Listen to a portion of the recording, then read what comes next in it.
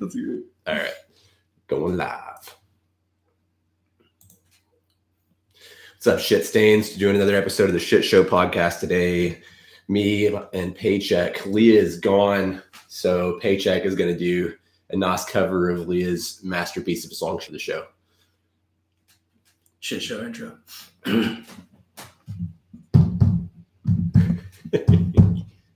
Saying swear words on the internet with my friend Chris McAtee. The Shit Show is where you want to go for all your podcast needs. It's the Shit Show with Chris McAtee.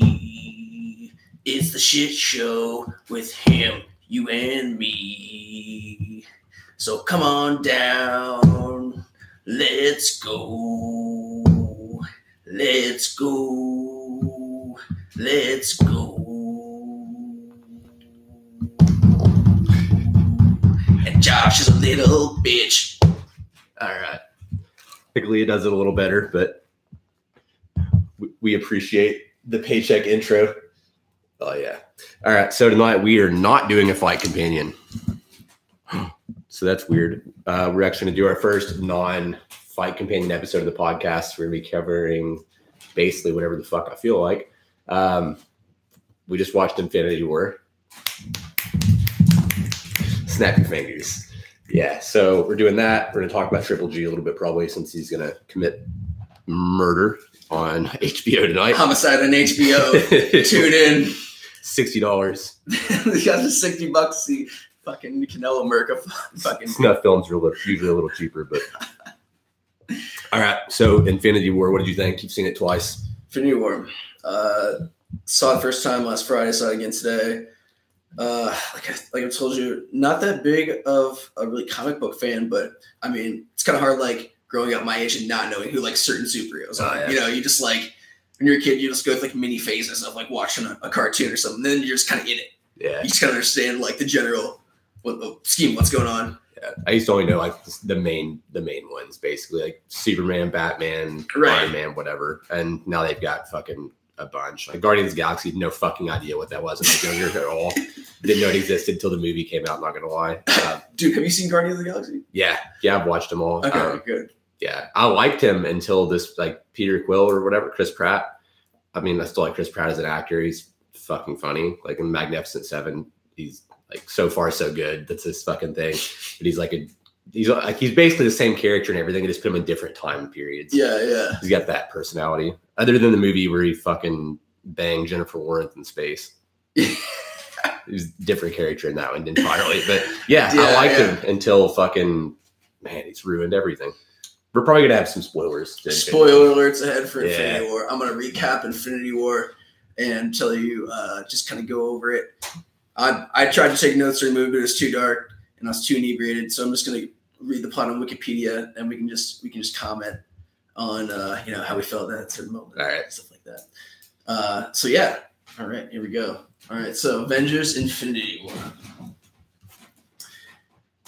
Plot. Having acquired the Power Stone from planet Xandar, Thanos and his lieutenants, Ebony Maw, all his fucking lieutenants, intercept the spaceship carrying the survivors of Asgard's destruction. Okay, so you kind of had to watch Thor Ragnarok. Yeah, to at least Thor Ragnarok to know what the fuck is going on. Yeah. I mean, this is like the culmination of so many Marvel films, but I mean, really, each Marvel film, you can kind of like tune in, just like know what's going on. But like this one, it's like, you probably, the more backstory you have, the more it's going to make sense.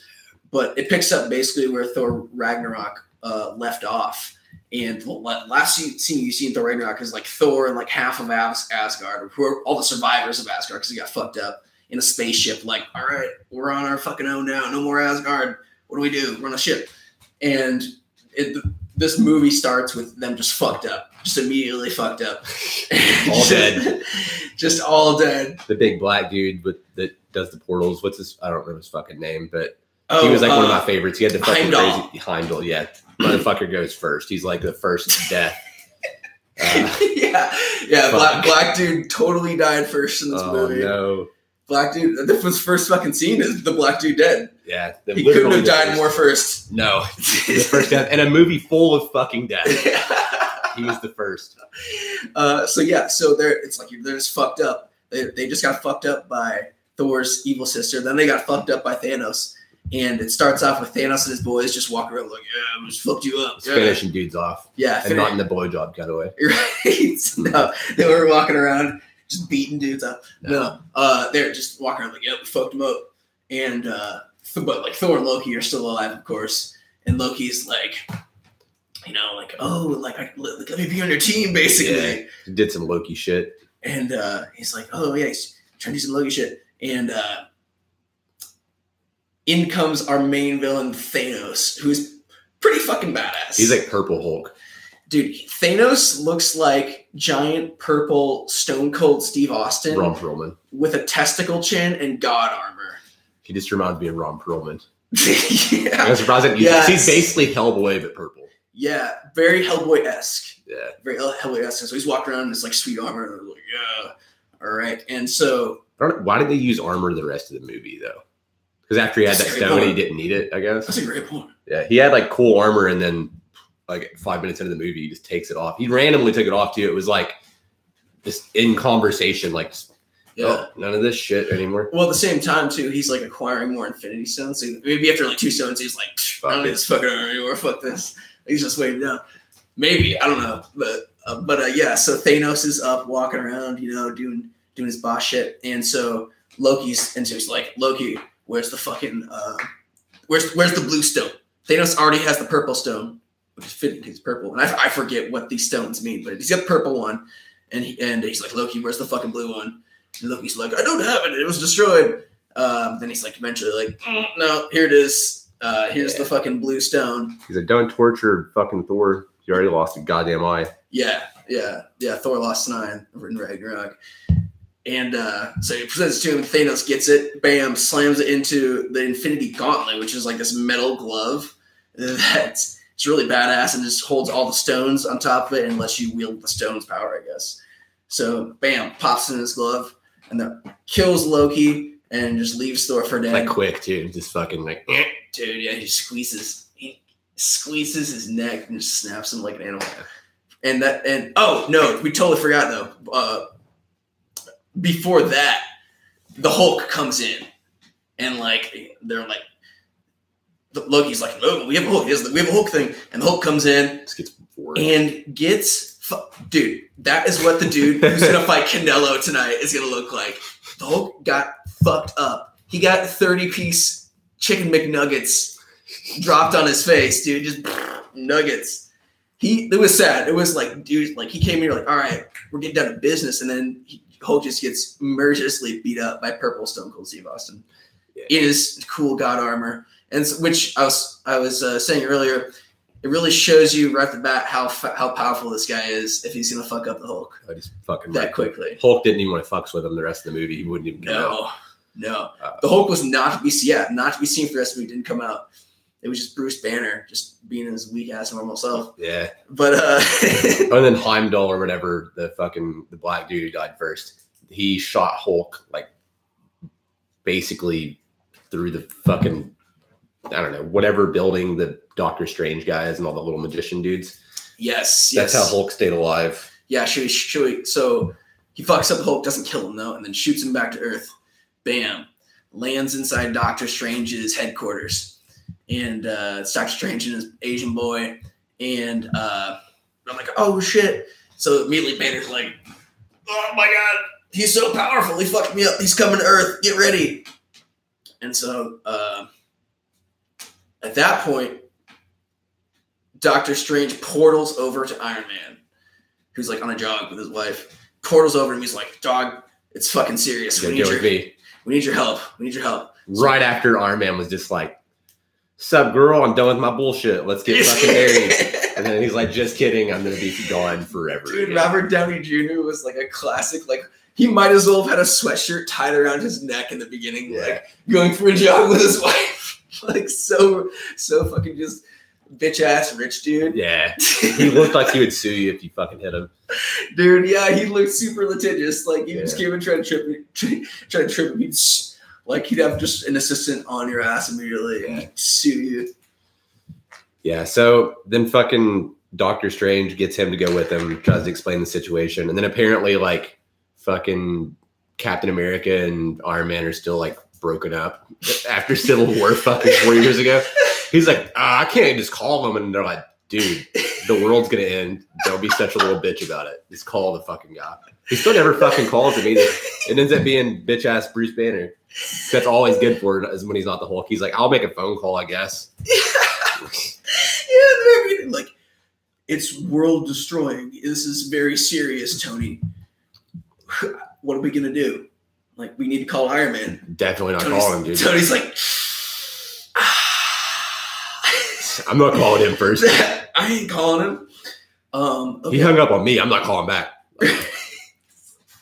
Petty shit. Okay. Then fucking. Oh yes. So they're like, I'm not calling Captain America, and then they're interrupted by Thanos boys coming down to Earth. It's fucking shit up. Fucking shit up. They're coming to Earth because Earth contains two more Infinity Stones. It contains the fucking Mind Stone. I know this one. The Mind Stone, which is in Vision, like. It's his like fucking forehead. It's like his like Indian dot thing. Yeah. And Vision's like this character who was like created as an amalgamation of Tony Stark, Bruce Banner, Stark's AI Jarvis, and Ultron. In Ultron. Yeah. In Ultron. And so he's busy just dicking down Scarlet Witch. Dude, I forgot even existed until this movie. He's dicking down. Didn't she play like Rachel in fucking Batman? I think so. In The Dark Knight? Yeah, I think that was her. Yeah. And then like that, like, I mean, she was in the fucking The Age of Ultron or whatever. They find her in that one. Dude, I forgot she even fucking existed. There were a couple characters like that. I'm like, oh, this motherfucker is still around. Yeah. Then Black Panther, I didn't even like hashtag no racist. I didn't watch Black Panther. I have not seen Black Panther. Chris. I know. So I didn't know like what exactly. I mean, I saw him in that one Iron Man, like Winter Soldier. He had like the weird like showed up in that movie. I didn't watch Spider-Man Homecoming either because I'm tired of new Spider-Mans. This podcast has PC requirements. Okay. I gotta watch Black. I'll watch fucking Black Panther. Not really. Okay, yeah. So Thanos sends his boys to Earth to collect the fucking Mind Stone, which is in Vision's forehead. It's a part of him. And then also the Time Stone, which if you saw Doctor Strange, you saw the Time Stone in action. And it's the thing, this little fucking eye necklace that opens up. It's that Flavor Flav necklace. That Flavor Flav necklace. And that was like his super weapon, basically, in the Doctor Strange movie. Was he just kept turning back the time on this villain, like getting like infinite. Do you see? I didn't see Doctor Strange. You did? Yeah. Yeah, and so he keeps turning back time to get more like chances to beat his like the big bad. He's like the kid who's like, no, redo. Yeah, redo. Like every time, like you keep losing, redo. Like fuck you, dude. So it's just this insanely powerful like weapon that he has like control times, but like it comes with consequences and shit. So we can't just like be going and using it, of course. And so they come to Earth looking for those two stones, and so they battle right off the bat. They get down there. Battle Iron Man. Bruce Banner tries to turn into the Hulk, but it doesn't work. Hulk's like, nah, son, ain't doing it.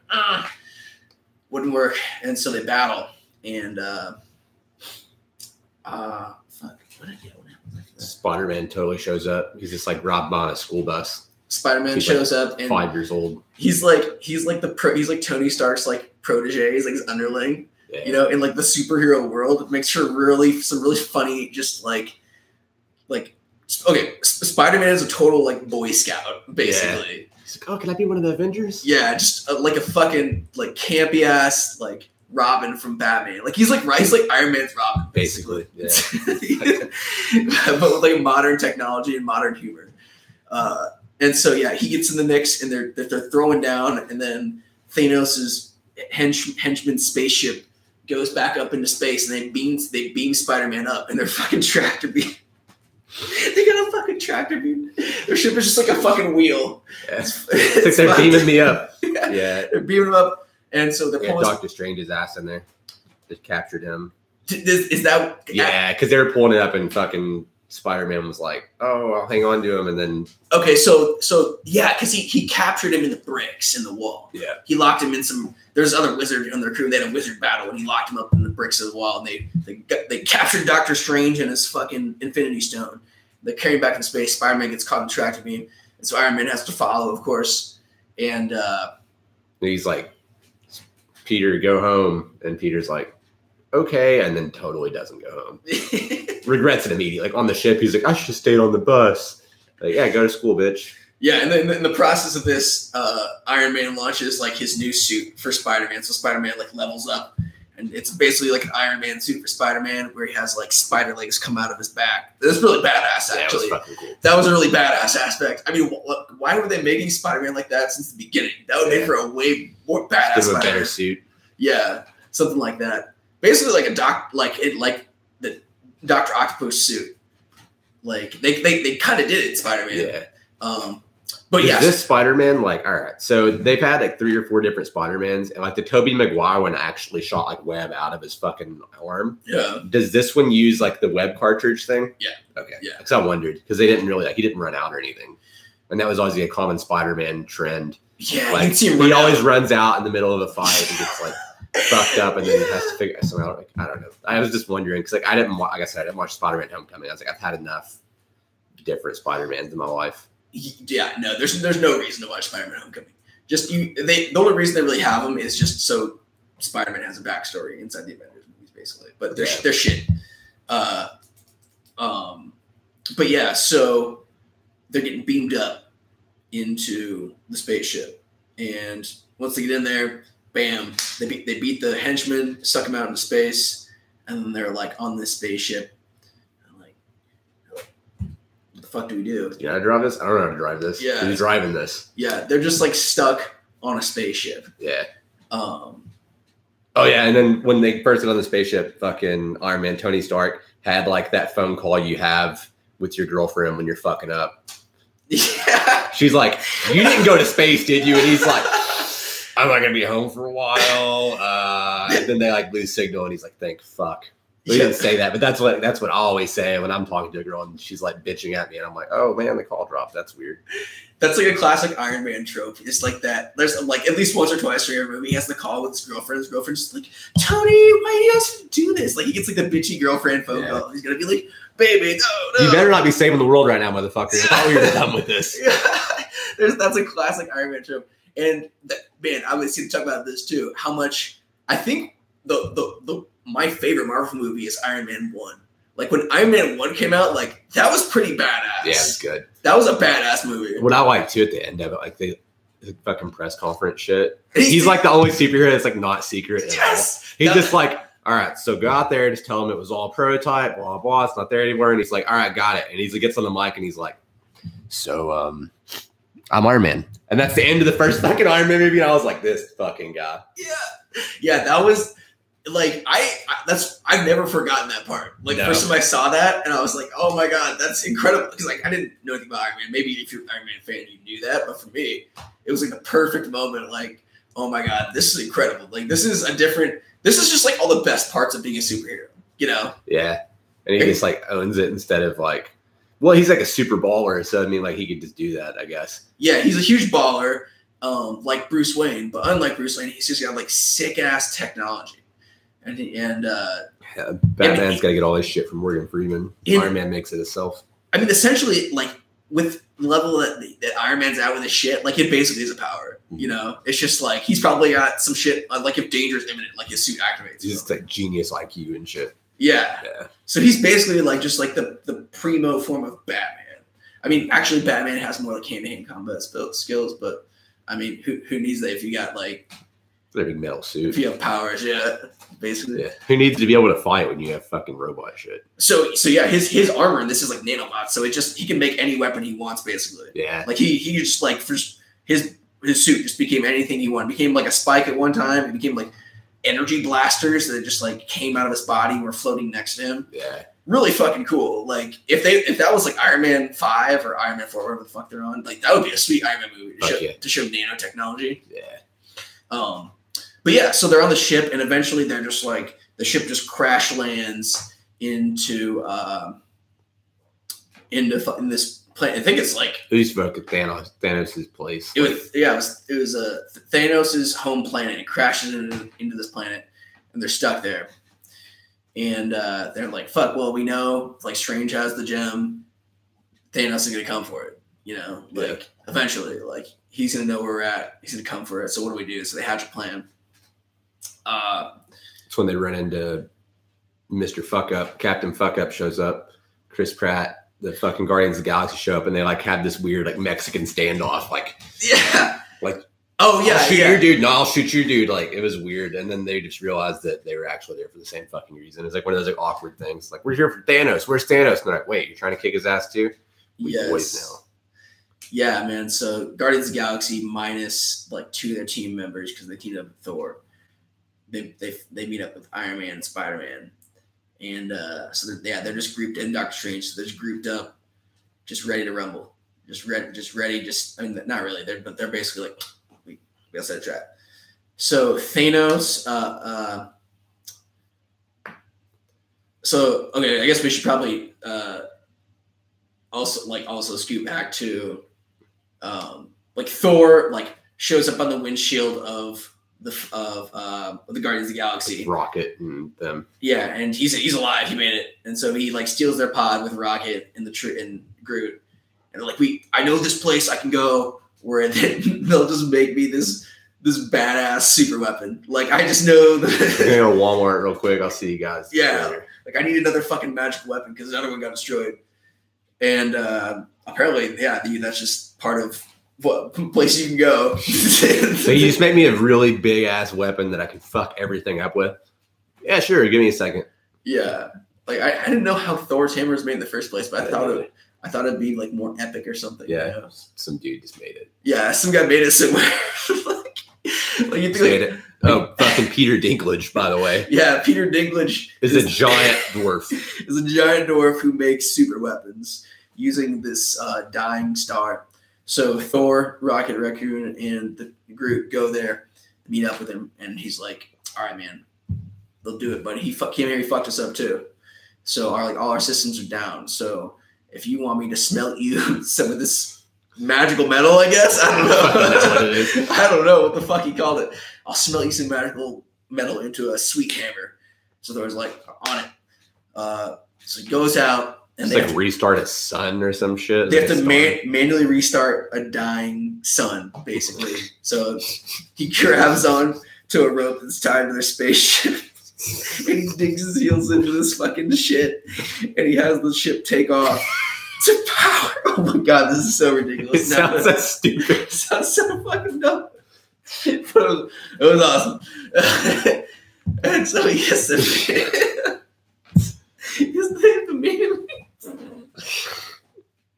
They get the fucking sun going. They restart a mini sun manually.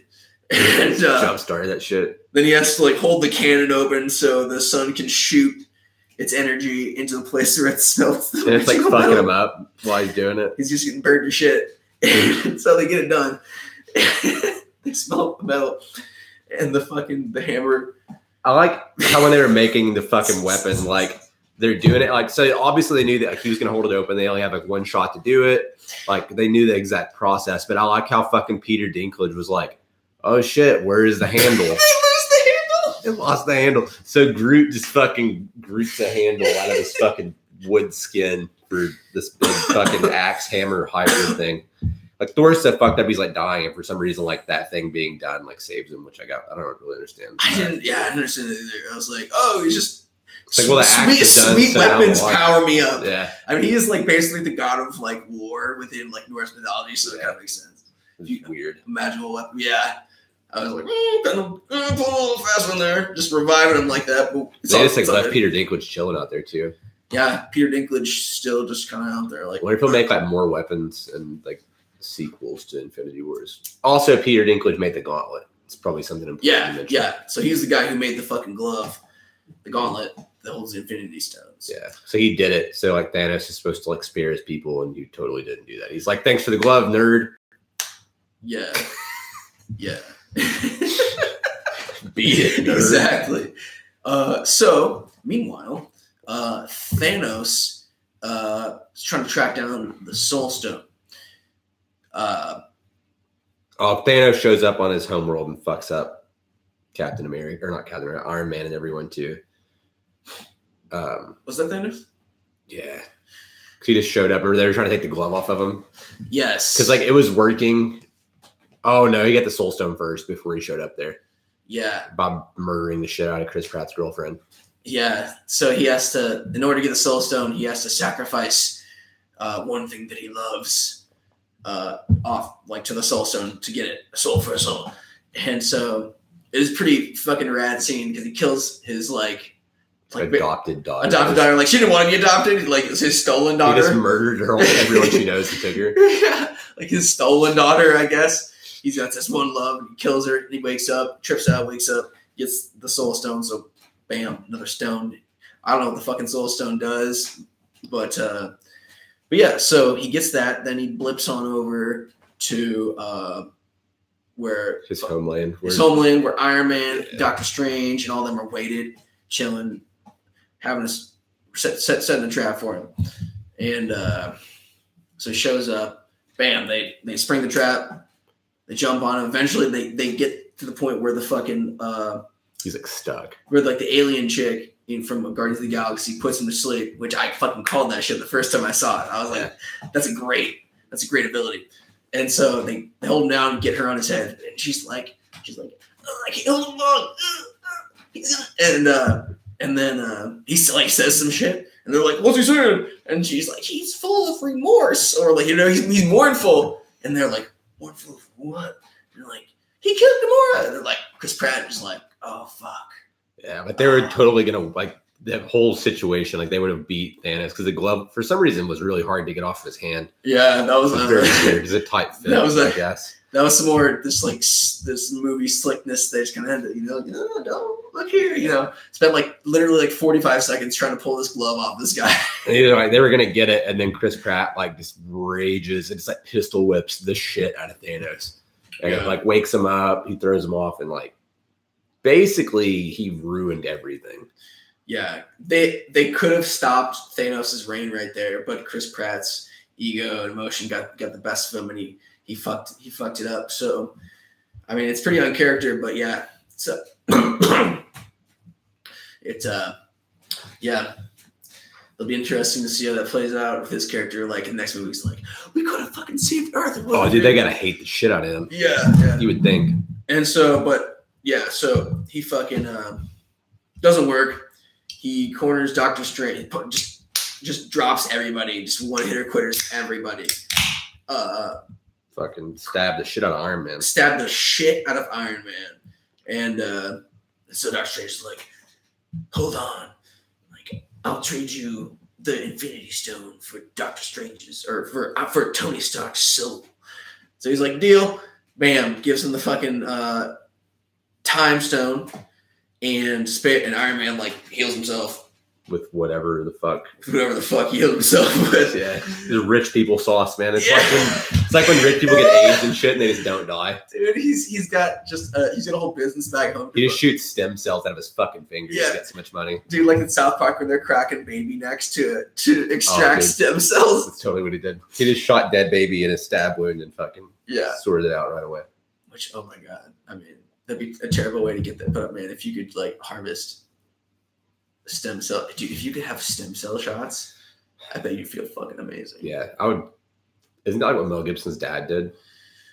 Yeah, man, dude. The JRE. They felt so good. They went on Joe Rogan, man. They were like, it's like Mel Gibson, some fucking scientist, and they're just like, my dad was super old and fucked up, and I just don't want him to die, and I got all the money I can possibly have, so I just bought him baby juice and he's good now. Yeah, that was one of those podcasts too that was just like weird. Like what? Like he got Mel Gibson on his podcast? Yeah, like that fucking made no sense. Yeah, it was very out of place. Yeah. It made very little sense. But yeah, anyways, Thanos trades him, gets the stone, pops it in his glove, and dips out of there again because one of his stones gives him the ability to just dip out anywhere he wants to. And he dips out to Earth where fucking Wakanda is fending off Thanos' like army. And they're also trying to surgically extract the mind Stone, Mind Stone from Vision. They should have just killed him too. Like yeah. So So with lives or whatever. Fuck that. yeah. So they're like, after they realized what Thanos was doing back at home, they're like, well, we got the stone in my head. Let's just destroy it because we got this one. The fucking Vision's girlfriend, Scarlet Witch, has the ability to just legit magic power. She interacts with magical shit. Yeah. And so, like, if she just energy blasts this thing enough, it'll blow up, and then he won't be able to get to full power. If Thanos gets to full power, he's basically like God. Like, he can do whatever he wants, and his plan is to wipe out half the population of the universe. Like, Thanos basically does what I've been talking about for years.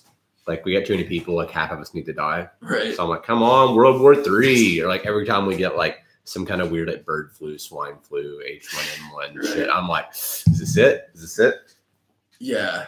Yeah. So he's like, the whole thing is with a snap of his fingers, he could wipe out the entire universe if he wanted to. You know, and I guess Thanos is like, he's this dude who's on a mission to just do that, like do what you're saying for Earth. He's like obsessed with it because like on his planet they're like overpopulated and like I think he even says like too many mouths and not enough resources or something. Yeah. So he's like population control is like what he's like hell bent on for some reason. Yeah, and I know nothing about like his actual backstory. Like, why is this motherfucker like so motivated to like do this shit? Like, what hair got up his ass to just go on this campaign? He's like, we kill half the people, we totally have enough shit. Yeah. And I suppose I've seen it. I don't know. Anyways, so they're like, well, we could just blow it up out of your head. We don't have to do anything. We can like. It's tied to his neurons and shit, so they can't just pull it out. They gotta like do shit to make sure he survives. Some crazy Wakanda surgery. Yeah, they go to Wakanda because I don't know what kind of surgery that was, but it looked complicated. Yeah. So, the whole thing in Wakanda is one of the things you learn about the Marvel universe and Black Panther is that back at home, like Black Panther's sister is like she's like the smartest like person on Earth, like, and she's like engineering wise, she's like better, like higher than Tony Stark, and like that's the drop on it is like all of Wakanda's technology is just like super like high level, but I don't know, it just seems kind of lame. Yeah, it's like her only use basically. Yeah, it's like I don't know. But yeah, so they take him to Wakanda so this chick can surgically extract this stone from this guy's forehead without killing him. And so Thanos' forces are just building up, just ready to roll up on Wakanda, try to get this fucking stone. So there's a battle. So that's Thanos teleports into this battle. Boy, does he just put the boots to these motherfuckers dude, so quick. He just fucked everybody up so fucking bad. I love how like some of the camera shots were like, it'd be like, he'd grab a superhero and he'd punch him, and then the camera would like follow the superhero to the ground, just like Family Guy style. You just got knocked the fuck out. It was very funny like that. Yeah, when he ate that like bus driver uppercut, everybody knows what I'm talking about if you've been on YouTube at all. Show us a bus driver uppercut. Oh, dude, he fucking like just all the way from the forward is up, and the bus driver uppercut. He's like, it's a black bus driver dude, and there's a chick who's just acting like a total hood rat, and like she starts like slapping. He just stands up and just fucking bam, like just ends her fucking life. And they're like, "Oh, you going to jail now?" But anyways, Captain America did the bus driver uppercut, and it did nothing. That's a sweet name for Thanos was like, "Oh no, bam." Yeah. Fuck Captain America. Steve Rogers catching these motherfucking hands. Dude, catching that. Steve Rogers caught hands. Everybody caught hands from Thanos. That was another thing that I appreciated about the villain Thanos was the fact that like he had a sweet weapon, but he would just go hand to hand with motherfuckers. He's fucking people up. He's like, I could just like make you not exist anymore. And I get that Reality Stone thing was weird to me too, because like he could just like make whatever he wanted. So why didn't like he just get only that one, and he could just like fuck off with his own reality, and like half the people are dead and everything was good. Yeah. Because I don't understand enough about the stones to know like what. I don't know. I kind of like loosely follow some like channels that like theorize about Marvel movies and shit like that on YouTube, and I think that's one of the kind of like weak points. Also, like if you have the Infinity Gauntlet, why would you like wipe out half population if you could just like instantly create more resources? Yeah, like a little weird. If you had that glove, like, so yeah, it's just one of those weak points of the movie. But yeah, so he just puts hands on everybody, and eventually, it's fucking down to Vision and his girlfriend Scarlet Witch, and Vision's like, dog, you gotta kill me. You gotta kill me, dog. This is it. You gotta just blow the stone out of my forehead and kill me in the process. So, but she's super on his nuts, and so she's super hard for him. She's like reluctant as fuck about it. Yeah. So she kind of like halfway does it, but then like kind of like stops a little bit. Yeah. And so, yeah, she was doing like some two-handed boyfriend killing, and then Thanos fucked everyone else up. So then she had to use one of her boyfriend killing hands. Yeah. To stop Thanos. And I think it's like why it didn't work really. She waited for like just the last moment to do that shit. Too much hesitation. Yeah. This movie, that's basically what it's about. Like Thanos is the only like cold-blooded one. Dude, he is. And if anyone else in the movie was like a little bit more cold-blooded, like they would have stopped him a couple times. Like the Chris Pratt thing, he was actually going to kill Gamora too, and he fucking shot Bubbles because like I don't know, reality stone, and that's funny shit, I guess. But yeah, that, and then they wouldn't kill Vision. Like there was a couple of points in the movie where it was just like if they would have just like nutted up and sacrificed one person, like half the people in existence wouldn't have fucking died. Yeah, and it falls back. It fell back to like Steve Rogers saying, "We don't trade lads for lads," or whatever his like shitty platitude was. Yeah, that was this fucking thing. Like, right, man. Dude, that's not very to be Captain America. That's not very American of him at all. No, we'll do some bad shit to come out on top. Right. Yeah, he's more like Captain fucking South Korea. It's like Captain America. I mean, he has like a Cuban flag for his fucking. It's not like an American flag. It's just the one star. He's got a Cuban flag in his chest. Yeah, it's like Captain America. Just Captain one Cuba. star. It's Captain Cuba. So Thanos is up there fighting off an energy blast, and she's just blasting this dude's forehead, just giving him that straight Kamehameha shit right to his forehead, and boom, blows him up. And dude, I knew it was gonna happen. I knew it was coming, but both times I saw it, I was still like, oh fuck, so cold-blooded. He's down there lying dead on the ground or whatever, and Thanos is like, and he clicks the fucking gauntlet and turns back time to right before she did it. Yeah, and then kills him again. And just takes her out, and then he fucking pulls the stone out of this guy's head. Just fucking crunch. This guy looked like Evangelista Cyborg Santos after he faced fucking Michael Venom Page. Michael Venom Page dented his shit in. Dented forehead, man. I geeked out when I saw the first time. Just laying down, eyes just rolled back in his head. He turned fucking all gray, and he's got a fucking Cyborg Santos skull caving in his face. Just totally dead. Like couldn't have been more like grotesquely dead. And so he gets it. He's got the fucking glove. He powers up. Just I feel the power. Like he's just like nutting and like on steroids at the same time. And so that's when Thor comes back in. I don't know how the fuck he got back to Earth so quickly, but he got. They're on is Wakanda on Earth? I guess Thor. Wakanda like part of Earth. Yeah, I totally didn't watch the movie. Yeah, it's just like some weird secret society kind of deal. Yeah, Wakanda is. It's like this country that nobody knows about. People know of Wakanda, but I think it's like this poor shit ass country, like poor shit ass African country. Yeah. And so when you go into it, you fly over a bunch of trees, but really the trees are a hologram. And if you fly through the tree, they're like perfect hologram. If you fly through the trees, it's just like, bam, you're in Wakanda now, and it's just they're super highly technologically advanced people. They're like it's like the most highest society on Earth, basically. Yeah. And it all became that way because a meteor struck it, and it was full of the fucking vibranium metal that Black Panther suit was made out of. Oh, gotcha. And so they just had all this big hunk of like this incredibly like valuable metal, and they just sell it for wealth, and they make cool shit. Make really cool shit. It's like magical juice, so it has certain properties. So they make really cool shit out of it, and they can just sell it for like a shit ton of cash on the black market to the outside world. And so yeah, nobody knows about it. And so this war is going down in Wakanda, of course. Some world star shit. Yeah. So I don't know how Thor got from space to Earth so quick. Maybe it was close Earth. I don't know. Earth's really, but Thor jumps back in the scene with his new hammer, Stormbreaker, and it was fucking huge too. He's like a big two-hander instead of the little fucking like hammer and nails hammer he used to have. Yes. Yeah. This one's legit as fuck. Good point. Axe on one end. Good point. Hammer on the other.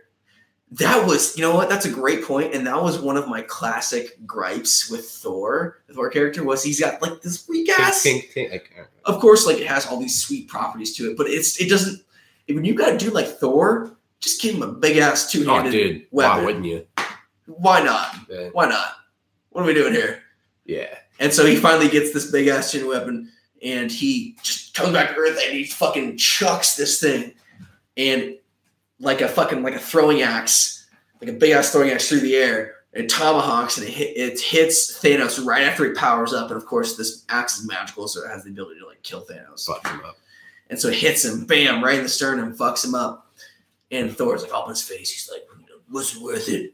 Talking all this shit. Talking all this shit, man. Pushing the fucking axe into his chest, killing him real slow. Yeah.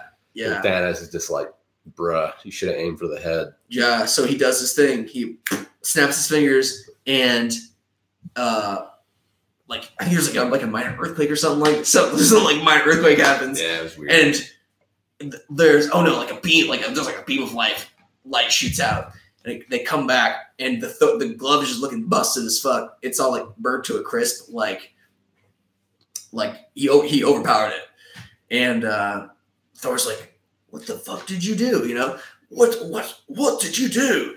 And and Thanos is like, just the ultimate bad guy. Everybody says, but he's like, "Yeah, fuck off," and he portals right the fuck up out of there. And oh shit, he's gone. Just like that when that orchestra comes in, like that dun dun, like the bad guy one music, dun dun. And so they're standing around like, "What the fuck? He got the stones. Where did he go? What did he do?" And then people just start fucking disintegrating. People just start flaking off, like some like important people too. Half of the Marvel universe just flakes off. Yeah. That was his thing. He got his plan and he killed half of the universe. Like fucking Bucky, Black Panther's dead as fuck. Yeah. Fuck. I'm trying to think everyone else that I'm at, but most people, fucking Peter Quill, Drax from the fucking Guardians of the Galaxy is gone. Fucking Spider-Man, that was sad as shit. I don't want to go. I don't want to go, Tony. I don't want to go.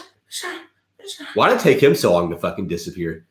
Everyone else was like instant, and then he was like fucking. For that dramatic effect, he baby. held on, man. that was one of those things when I saw it happening. Like, oh, they're actually a little like death scene here. I'm like, well, obviously, maybe a little sad. extended for death little like lines, you know. Yeah, and then fucking obviously Bucky or the Winter Soldier, whatever you want to call him. Who else fucking disappeared that was important? I forget. Scarlet Witch.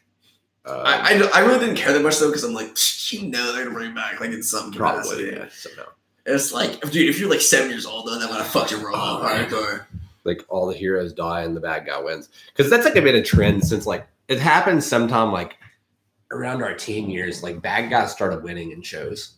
Yeah. Like, because I remember when you're a kid or movies and shit. Like when you're a kid, like, even if it's like a series, like. The good guy's always going to win. Like everyone's safe. Like no one's going to die, except even the bad guy didn't die a lot of times. Like they would just somehow go to jail at the end of it.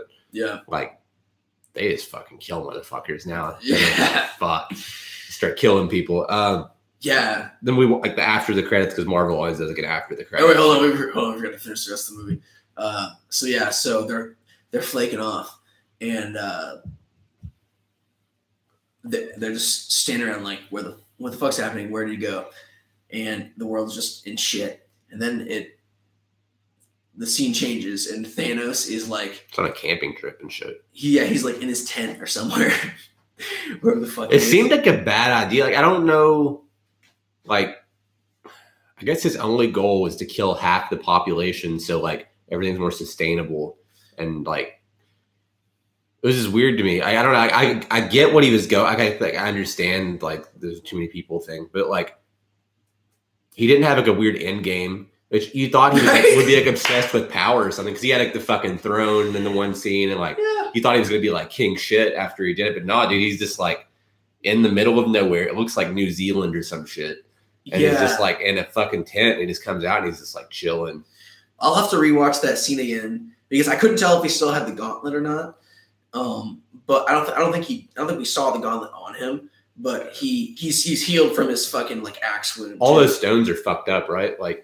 I don't know. I don't think we know at this point. It was all crispy and shit. So like, I assume they're like, there's like a one time. I don't know. Yeah. If he doesn't have that glove, like they're totally gonna fuck him up now. So many questions, really. So many questions you're left with. But yeah, it's sort of odd.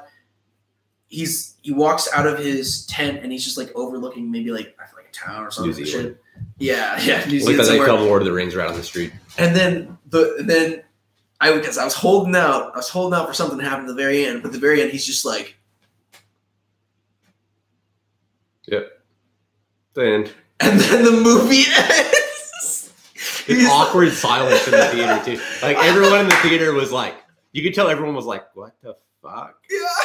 What did I just watch?" Like, yeah, it's like, yeah, wow, so weird. Like total bad guy won, right? Like, dude, like super won. Bad guy, like, dude, this is really. He could not have won more, dude. Like this is being compared to like Star Wars.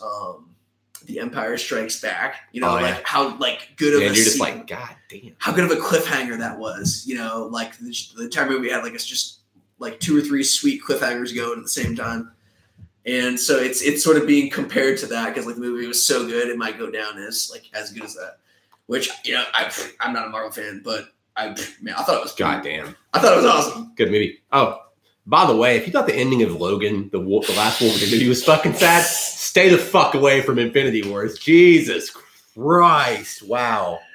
So, fuck. Oh, so yeah, that's the official end of the movie. But post-credit scene, Samuel L. motherfucking Jackson and that one chick from How I Met Your Mother are driving in an SUV down the street.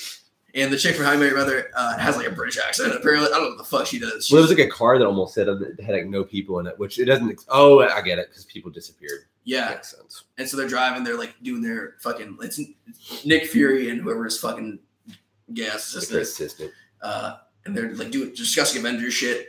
And they hit a car. They get out. They look inside the car. No one's there. And then they see people start to flake away. It's like some Bible rapture shit. Yeah, it really is. It really is like biblical rapture type visual. Helicopters are crashing, cars, people are just fucking disappearing all over the place. Yeah, it's yeah, and so Samuel L. Jackson seeing the shit, his assistant flakes away. He's like, oh shit. So he goes to his car, gets in his bag, and pulls out like a beeper, like a 90s. Like if we didn't have cell phones and our beeper technology just kept increasing over time, that's how our beepers would look nowadays. And he sends out like a distress call, and then he flakes away before he. Dude, I wish they would have let the F words. Like Samuel L. Jackson's thing has always been, I'm tired of these motherfucking snakes and this motherfucking plane. Like, go the fuck to sleep. Like, his thing is the fuck word. That's his move. Yeah, more generally it's the fuck word, but specifically, like in every good movie is, he always says motherfucker at least once. Like Pulp Fiction. Surprise, motherfucker. Yeah, Jesus got great motherfuckers, and so that's his thing now. But I guess they were trying to keep PG-13. But I'm pretty sure with PG-13 movies, you can include the F word. I think like once. I think you can get away as long as it's not excessive. Yeah. I wish they'd make like all superheroes rated R. Like Logan was rated R. Like all Wolverine movies should have been rated R to begin with. It's like, I mean, he has big fucking like blades for hands, basically. Like, he's gonna kill some motherfuckers. You know what I didn't like about Logan though? I thought the movie Logan was great. I thought the premise was great. I thought the acting and shit was all great. But like, of course, like the ending, like I'm cool with Logan dying. That's just adds to the movie for me. When Logan dies, it's part of it. But like the kind of shitty plot.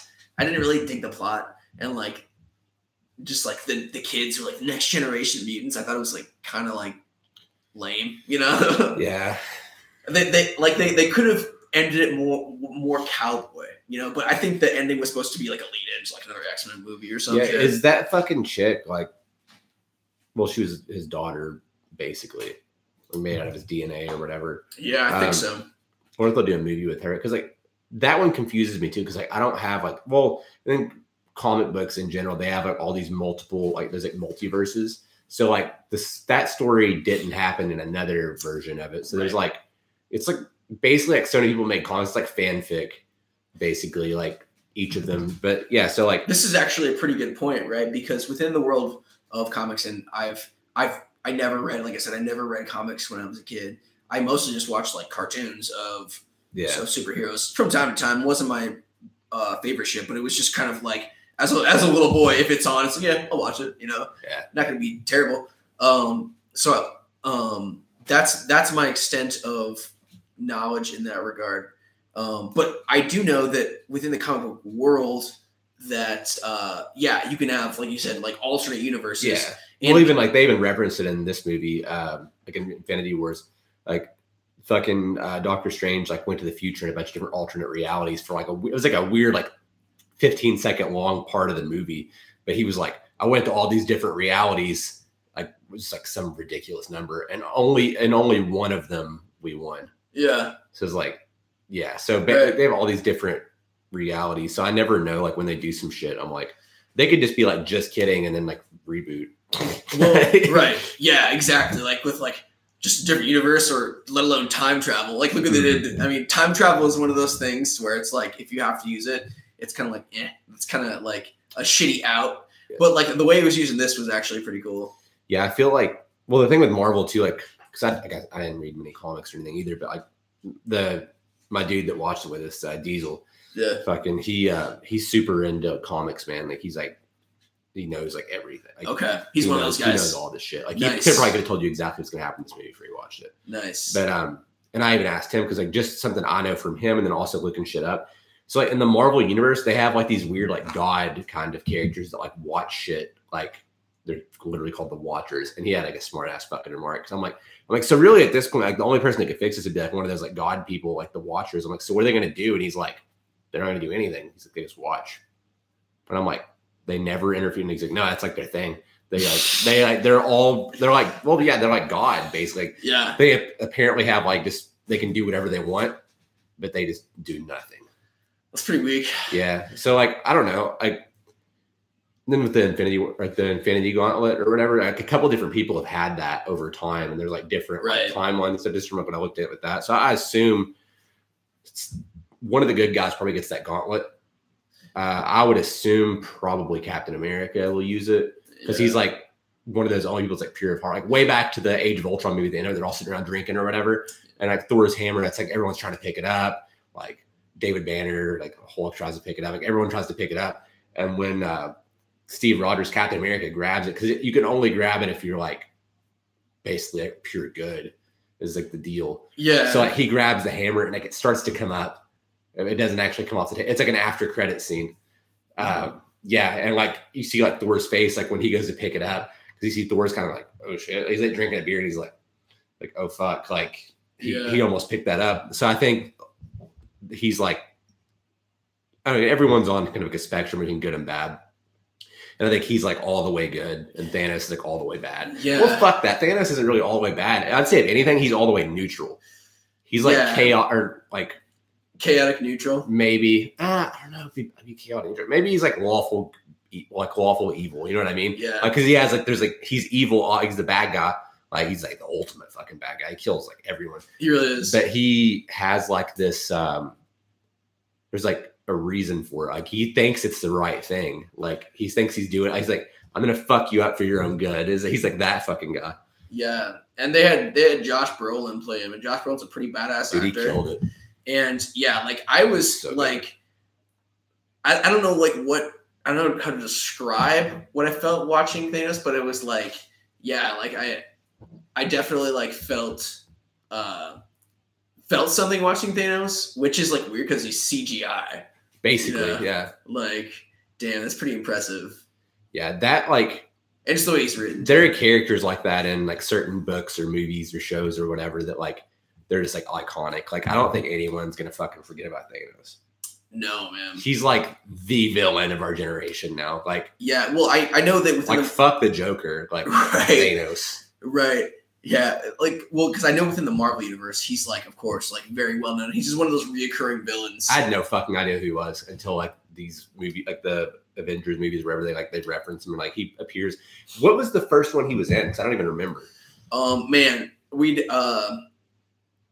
the first thing that Thanos was ever in, like movie wise or comic wise, a movie like out of this like the DCU or not DC Marvel MCU movies, like this whole like story arc. I know that like at the end of some Guardians of the Galaxy, like you would see him like sitting with his homies, like the Infinity Stones will be mine, you know. Because the Gamora connection. I don't know which one was the first one he was in out of like this story arc. Yeah, so he fucking won. Samuel Jackson almost got the motherfucker in. He fades off, and then the final shot of the movie in the post-credit scene is looking at Samuel Jackson's beeper, and it's the star logo for Captain Marvel, who I also know nothing about. Yeah. All I know about Captain Marvel is they were going to have her be a female, which they still might. I don't know. And it was going to be Ronda Rousey. They are. I mean, the character that like is Captain Marvel like is a female. Like that's like an actual character in the comic. And I don't know her power even. I think she's kind of like one of those like God mode kind of. Yeah, she's on some God mode shit. Like I don't know. Yeah, I don't know. I don't know anything about her either, but like looking at her powers and like watching some videos, like she's basically like Superman-ish, you know? Yeah. A bit like Supergirl-ish, you know? They've never had a movie about her or anything. Like even like in video games, like she's been in like Marvel vs. Capcom or whatever, but she's not like, I don't know shit about her. Oh, I was in my research on Captain Marvel, she has like this like finishing like Super Saiyan mode kind of thing going on. Yeah, like it's called like going what do they call it? Going binary. Like when she goes binary. And so I was like, I couldn't find much on it. Should go in the Matrix and shit. It's no, I think she just like turns into like this flaming like phoenix person kind of thing. Like she just like morphs. And she's just like on fire, and like all her powers are just like out of fucking control, like super high level God mode shit. So yeah, like that's probably what we'll see her do. They'll probably have the Captain Marvel movie, and then they'll probably have her in the next Avengers movie, where she'll probably like use her like super sick attack. Yeah, I think eventually like someone gets the Infinity Gauntlet, and they probably turn back time before everyone's dead. I don't think they're gonna leave everyone dead. That time stone. They might. That time stone is like it's such a like a thing that you have to overcome, you know, like in order to beat this dude. Like, dude, he's got the fucking time stone. He can turn back time. Like that's so powerful. It's like the end of Doctor Strange when he just kept like redoing it. He was getting this fucking ass beat by like Dormammu or whatever. Yeah, and he just kept like turning back time, and he's like, "I've come to bargain." Like he was basically just being so goddamn annoying that Dormammu was like, "Fine, fuck it. You win. I'll leave. Fuck this. I'm gone." He hit him with some like white dude sales tactics. I've come to bargain. Dormammu, I've come to bargain. He just kills him over and over. He went Jehovah Witness mode on an entity. Oh my god. Take a bathroom break. Pull up fucking Captain Marvel's wiki. Okay. So I want to fucking let's delve into Captain Marvel.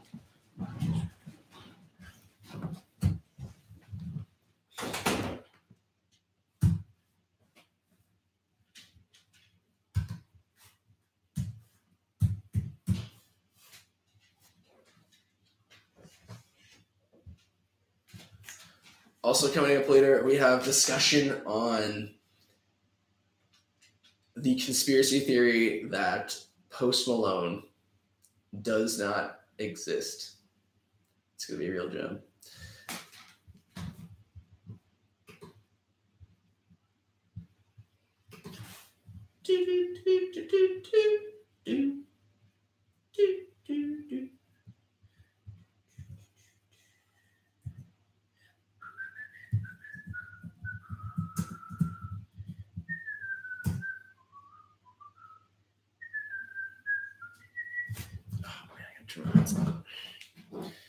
Son of a bitch. It's the shit show with just Anthony. So come on down. Let's go. Let's go.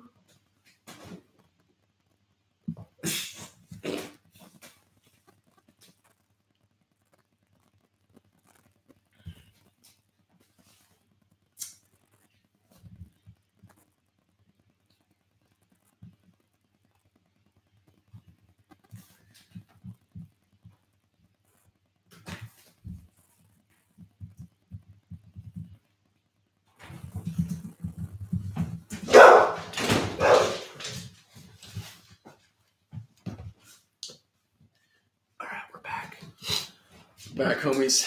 All right. Captain Marvel, yeah. Not a lot of people outside of comics really know anything about Captain Marvel as far as I know. Okay.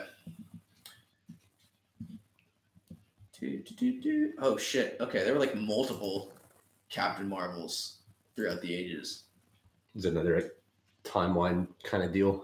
I don't know. Either it's just like something that's handed down, like fucking Green Lantern, or if it's just alternate timelines. I don't know. But the first Captain Marvel is named Marvel. The second one was Monica Rambeau. Third one is Janice Vell. Fourth one is Phyla Vell. Then there's Kinner. Then there's Nor Va. And then the last one is Carol Danvers. So that's who we're dealing with. All right. In 2012, Carol Danvers, the longtime superheroine known as Miss Marvel, assumed the mantle of Captain Marvel in an ongoing series written by Kelly Sue DeConnick with art by Dexter Soy. Danvers donned the jumpsuit and explored her own past. DeConnick said at WonderCon 2012 that her pitch for the series could be described as Carol Danvers as Chuck Yeager. She said the series would contemplate what Captain Marvel's legend means to Danvers, how she will wield it, and how the rest of the Marvel Universe reacts. Oh my God. Let's take a minute to appreciate Holly Holm for totally ruining Ronda Rousey's life. Dude. She could have been Captain Marvel. Okay, have you seen the chick that's going to play Captain Marvel? Because you're absolutely right. Okay, it's being played by Brie Larson. Do you know who that is? Mm-hmm. All right. Sounds like a porn star. Yeah, you'll You'll probably recognize her face from porn. Dude, what if? Yeah, dude. Who's that? Christy Mack or who's that one porn Brie star? Olsen. Brie Olsen. Dude, what if Brie Olsen played Captain Marvel? Best superhero ever. Oh, dude, no. she fucked Charlie Sheen and almost got AIDS, man. That was her. Oh my God, but that was the one? She was Charlie Sheen's girlfriend. Oh no.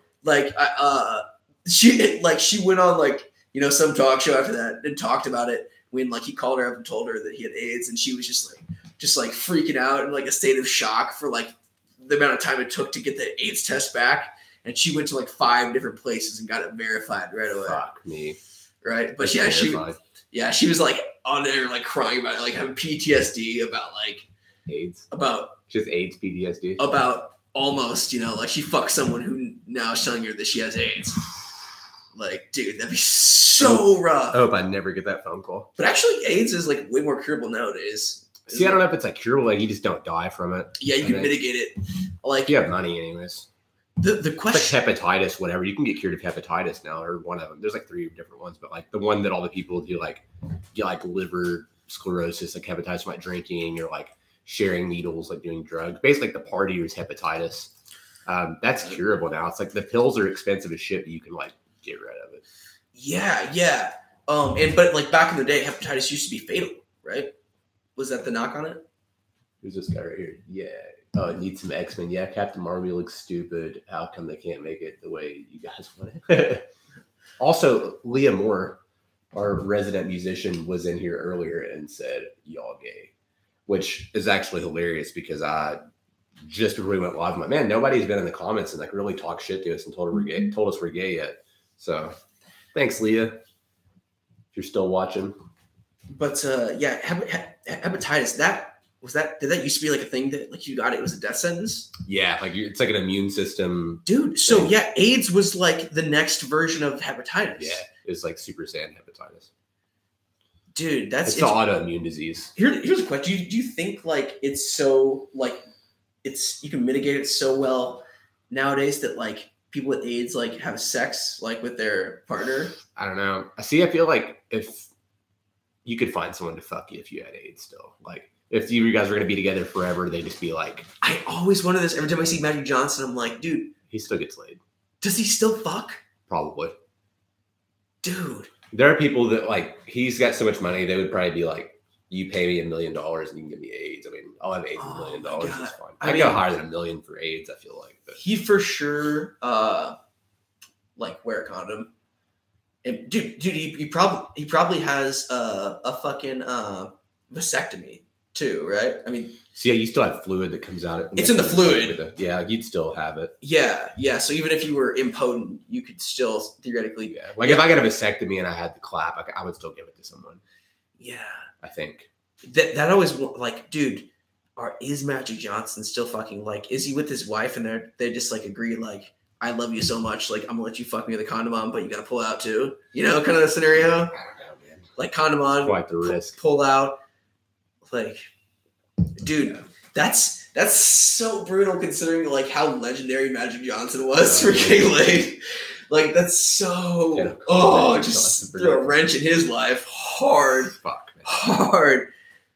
Yeah, AIDS. We went there. Dude, how much cooler would Magic Johnson be nowadays if he didn't have AIDS and he was still out there fucking? I feel like people would have forgotten he existed a little bit. What do you like? A lot of his fame, like the only reason I know who he is, I never watched like stick and ball sports. So like the only reason I know he existed is because he got AIDS. It was in the news. So I wouldn't even know who the fuck Magic Johnson was if he didn't have AIDS. Yeah, I see. I've thought this too. Like, was Magic Johnson? Because I don't follow basketball at all. But like, how famous was Magic Johnson within the world of basketball? And I'm pretty sure he's actually pretty famous. What's he worth? Like, what's his net worth? I don't know, but I know, like, I'm pretty sure, like, before Jordan, like, Johnson was like top dog at the time. He wasn't anywhere near like what Jordan was, you know, because Jordan $600 million, dude. Because dude, he's 6'9". He's for sure getting laid. Look at his face. Cookie Johnson is his spouse since 1991, so she's got AIDS, right? Dude, she has to. Johnson. We got brave and busted in her face one day and just got in her eye, like, no, Magic. So born. Is his first name really Magic? Maybe, I guess. Get that legally changed. What? Has he ever had another name? Cookie Johnson on Magic. All right, we're going down a rabbit hole, dude. Cookie Johnson on Magic Johnson's AIDS diagnosis. Your whole world just crashes right between that shit, dude. But she stuck around for that money, though. She had been married to Lakers star Magic Johnson for 6 weeks when he told her that he had been diagnosed with HIV. Brutal. Oh my god. Brutal. It was the scariest thing I ever faced. She told it for the win, which is probably just some weird sports news thing. It was like your whole world just crashed Friday. She would have to be tested. Shortly after she learned she was pregnant. Oh my god.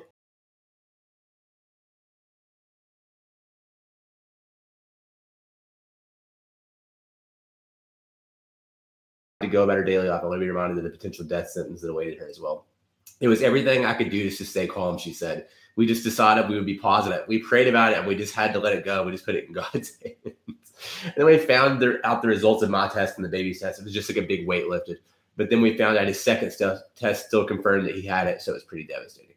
So at that point, we're going to be positive about it. We're going to learn every little thing about this disease and we're going to fight it. And that was our attitude.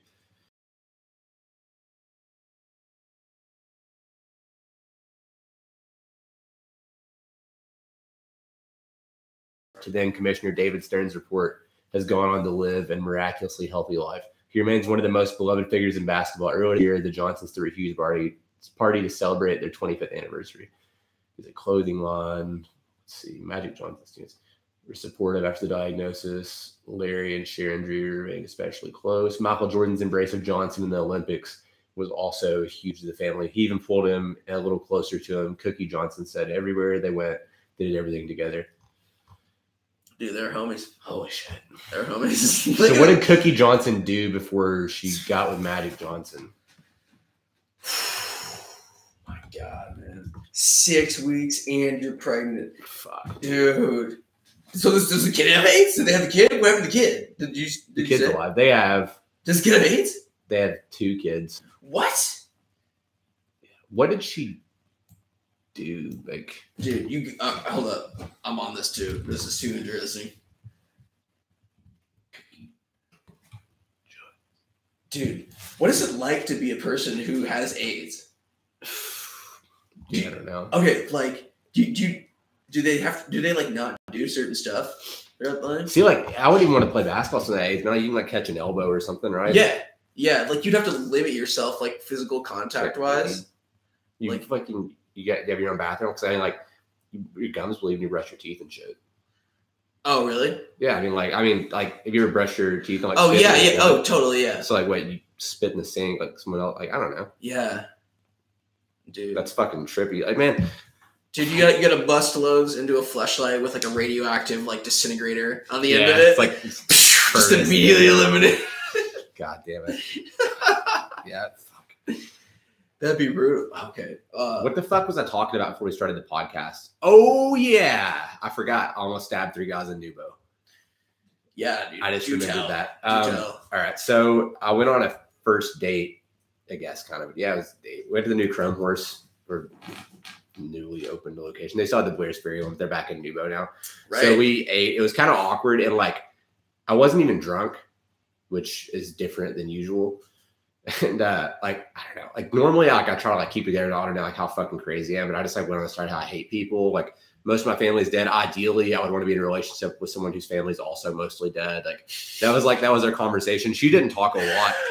And then like we went for ice cream after that. So we got ice cream, everything's good, whatever. We're walking back over. Lunch. Is this what the treatment scene I know? No.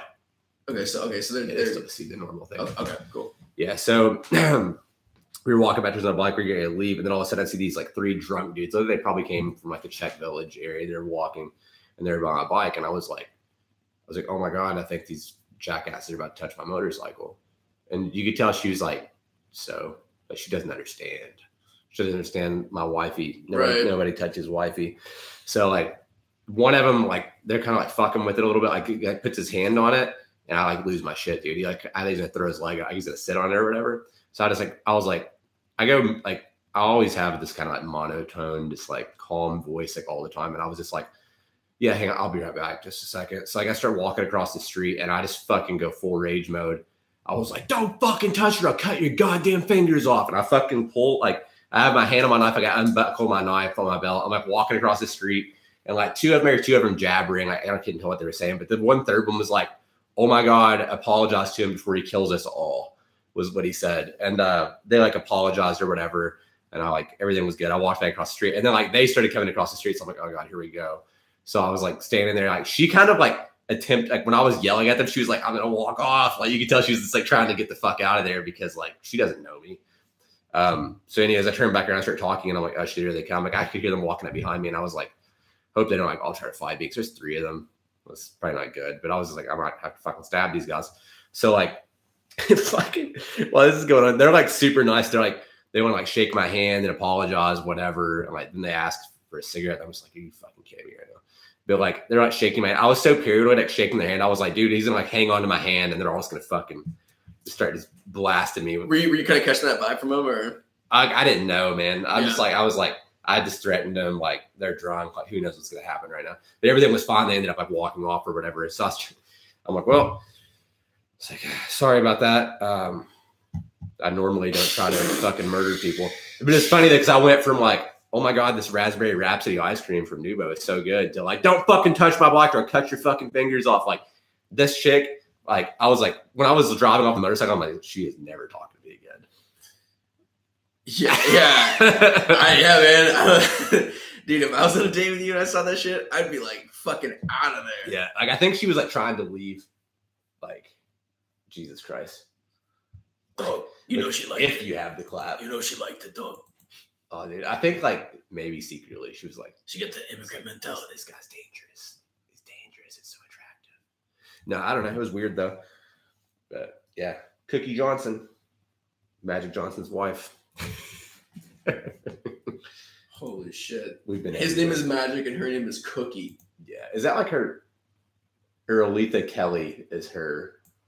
I want to know what this bitch did before. Dude, should we watch the Captain Marvel trailer? Yeah, we can do that. Philanthropist. Dude, dude. What did she? They were married too, so like. See, I don't know what she fucking. Do you think he just has her go like she can just go fuck whoever she wants and like what's? I think he'd have to. How is Magic Johnson? That's really. I was only 11 and didn't. Oh, I remember. Okay, do Magic Johnson's kids have AIDS?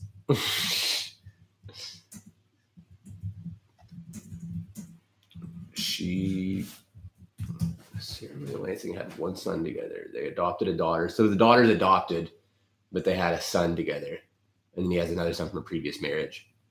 Okay. Oh, okay. Okay. So first son from previous marriage, all clear.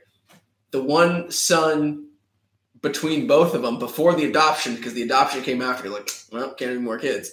But that one son might be the one who has AIDS. Oh, dude, that is still fuck. Finally, as a player, I was PSA to anyone wondering, we have one father and one. Magic and Cookie still do our thing, as Magic puts it. Yep, they still have sex, but they must use protection, which, according to Magic, Cookie is totally comfortable with. They still fuck. Or maybe she just like only blows him or something. Fuck. Dude. That's wow. Dude, you're just living on the edge. Yep. I don't know, condom or not, if you get AIDS. Magic Johnson and Cookie on HIV diagnosis. Their gay son. They have a gay son. Apparently. Man. Yeah. So, Magic Johnson. All right. I'm not really seeing anything off. I mean, it seems pretty guarded. All right. So, what else we got? We did the fucking. Our Marvel Infinity Wars fucking recap was the first like 50 minutes.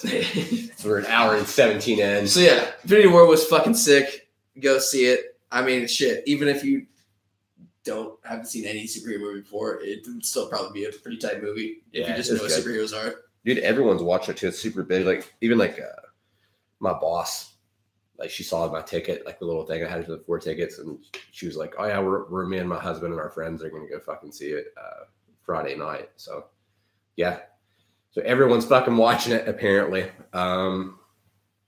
What else do we got? Fucking Triple G fights tonight. Triple G versus Tin Can. He was supposed to fight Canelo. Canelo tested positive for traces of some kind of there's Triple G versus Homeboys fighting.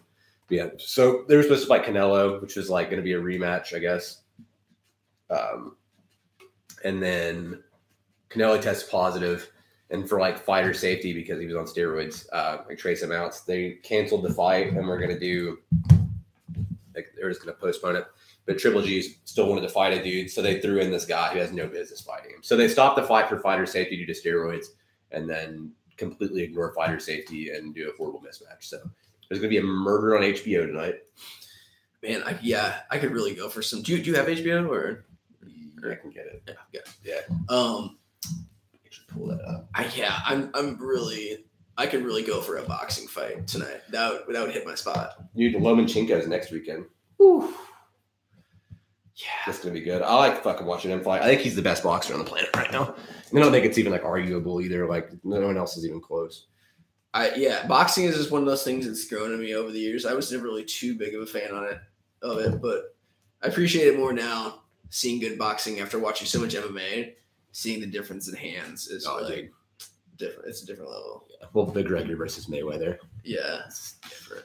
I would watch boxing more if some of the rules were changed. It'll never happen, but think about boxing, but also just Wish they do elbows. Use use MMA gloves and basically have just only upper body MMA, MMA basically. So like you can throw a fist, you can throw elbows, you can do a lot of like clinch striking and shit. One of the big things people don't realize with those big ass gloves, like if you even like sparring, because I box and stuff too, so like I've done a little bit of everything with those big ass gloves. I can literally stand in front of you and just let you unload, man. Like, yeah, that's as long as you don't throw back, you're not going to get hit, really. Yeah, that's kind of how that works. With like the little gloves, like that's like when boxers go to MMA, they struggle a little bit because they'll stand there and kind of cover up like Gaethje style. Yeah, those are going to get through, man. Like you have all this empty space, like you can punch like up the middle, like around the arm. There's like all this empty space. With if you had a glove, you could just kind of like do that and show up. It's a lot different. Dude, it's interesting, right? Because if you watch like, if you've ever seen any people fight like in real life or like not saying everybody's boxing in real life, but like just street fights. Ain't real, bro. People on the streets. People instinctively have their hands more out here, when they're fighting. Because you wouldn't want to like go into this in a bare knuckle fight. Like, what is this? This is like load on you. Like you're basically a heavy bag. Yeah, if you've got a severe advantage over the other person, then you could probably dip and duck out of the way. But really, like everyone's kind of like out, like they're more like grabbing their arms and stuff. That's why most fist fights get in like a grappling match, I think, too, is because like the fear of like someone's bombing on you, dude. Everyone's like, oh fuck, like they end up like running into each other and they hang on each other. Like think about fights when you're in school. Yeah, like there'd be like 3 or 4 punches thrown from each guy, and then they would kind of grab onto each other and then roll around on the fucking ground or whatever. That's part of the reason why I appreciated jiu-jitsu so much was like growing up, like I think I got maybe like one fight that lasted like 30 seconds. Oh yeah. One time. But beyond that, never got in any fights. But like you would see like if you like watched like 2 kids fight, I was like, oh, kids are gonna fight, and then like they just would like clinch up, and I was like, oh man, I thought I was gonna see a fight, nothing happened. This was before I was interested in combat sports at all, but I was like, well, shit, like none of that like boxing. I was already kind of keen to like kung fu and shit, like not working. Yeah, that's way too ridiculous to like work. So like seeing that, I'm like, yeah, like dude, if someone could just like, if either like you knew enough to like keep them back and just piece them up, like you could totally fuck someone up. Or if you just knew what you're doing when you grab someone, you could fuck someone up too. But yeah, that was my whole thing. Like when I always hated like when people would get in fights when I was younger. Like people would argue over who won. Like if you can argue over who won, like it wasn't really a good fight. Like nothing happened. Yeah, I thought like fights. I saw a good like handful of fights, throughout middle school and high school, and there were a couple in there that were like pretty big events. Like people were like texting their people, everyone knew it was gonna happen back in the day. Like, yo, it's going down. They're meeting up here at night. There was it was pretty fun actually. But I got in a few fights, but younger. Yeah, good. A couple hundred fights. A couple of tussles. Tussle. But it was always so underwhelming because you'd like be so hyped to see 2 kids fight, and then it would just be like none of them knew what they were doing. No, My thing is like anytime I ever got in a fight, like no matter what happened, I didn't want there to be any like argument over who won afterwards. Yeah, like I wanted like to fucking hurt them really bad. And I think I'm kind of like a sociopath, so like I think that's why I did well. Because like if you go to a jiu-jitsu tournament and you're more aggressive than the other, you're probably gonna win. Because they don't have that like intensity level, especially like the first match. Yeah, they don't fucking have that like.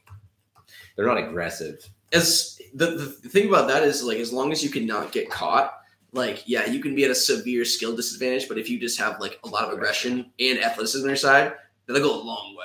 Yeah. People don't realize how like a little bit goes a long way. Yeah, I just think that the aggression's a big one, especially like jiu-jitsu tournaments. Because like, I mean, I've done few jiu-jitsu tournaments and stuff like that too, but I do notice a lot of times like jiu-jitsu people don't have that like violence to it. No, or even the intensity of like a wrestler, like a wrestling match. Those guys are fucking trying to slam each other on the ground. Like a lot of jiu-jitsu matches I've seen, it's kind of like laid back. It's almost like watching people like practice. It's weird. Yeah. I can't speak for everybody in this matter because like my level of like experience in the wrestling world is so small. I just wrestled for like 4 years in high school. Yeah. But I got a pretty good taste of it while I was in there. You know, I've been doing jiu-jitsu for way more time now than I ever had wrestling. Yeah. You know, but the psyching yourself up is such a large component of like in combat sports, you know, like yeah, I agree. The mentality is a really big part of it. Yeah, we all know the same fucking moves. It's if you can get yourself really psyched up, and that's what I would do. I would just get myself really, because generally my general operating energy is pretty mellow, you know. Laid back. Yeah, most people in fight or compete combat sports, they're all kind of like laid back. There's a few like really uptight like guys that are just like always like on that edge, I feel like. Yeah. But for the most part, everyone's like pretty laid back, and they just have that weird like. That's a good point. They flip a switch. It's strange. That's a pretty good point. But I quickly realized like, oh shit, like these dudes are just like concentrating on a faster plane than I am right now, because they're just like they're so psyched up and so focused and ready to go. That alone, you know, just getting yourself in that mindset alone goes such a long way, at least from what I've seen. I agree. Yeah, and like in the world of jiu-jitsu, it's like this is what I was getting at. In the world of jiu-jitsu, it's so non-existent at the lower levels, at least. You know, I've seen better stuff at like the higher levels. You know, people actually like bouncing on the outside, keeping their bodies loose. You know, you can see they're visibly in the zone. But when you go to tournaments, it's almost hard to get in the zone because nobody else is in the zone. Weird, so all you can think about is just like, I'm gonna look like an asshole here for, you know, like X amount of minutes. It's almost like uncomfortable. But yeah. It's like you're trying to like get yourself psyched up and aggressive, and you're like, dude, I feel like a douchebag right now. Yeah, I think a lot of that is like in the world of jiu-jitsu. There's not like, it's just the level of athleticism that's in jiu-jitsu isn't as high as it will be. So it's like you don't have like pro athletes coming in. Like anybody who's like a pro athlete is going to know like, okay, yeah, before whatever I do, I'm going to get warmed up. They're going to have like that pro athlete sports mentality. You know, I'm going to do this, do that. Right now, it's almost like there's so many people that don't realize that it's a benefit. That it's like no one.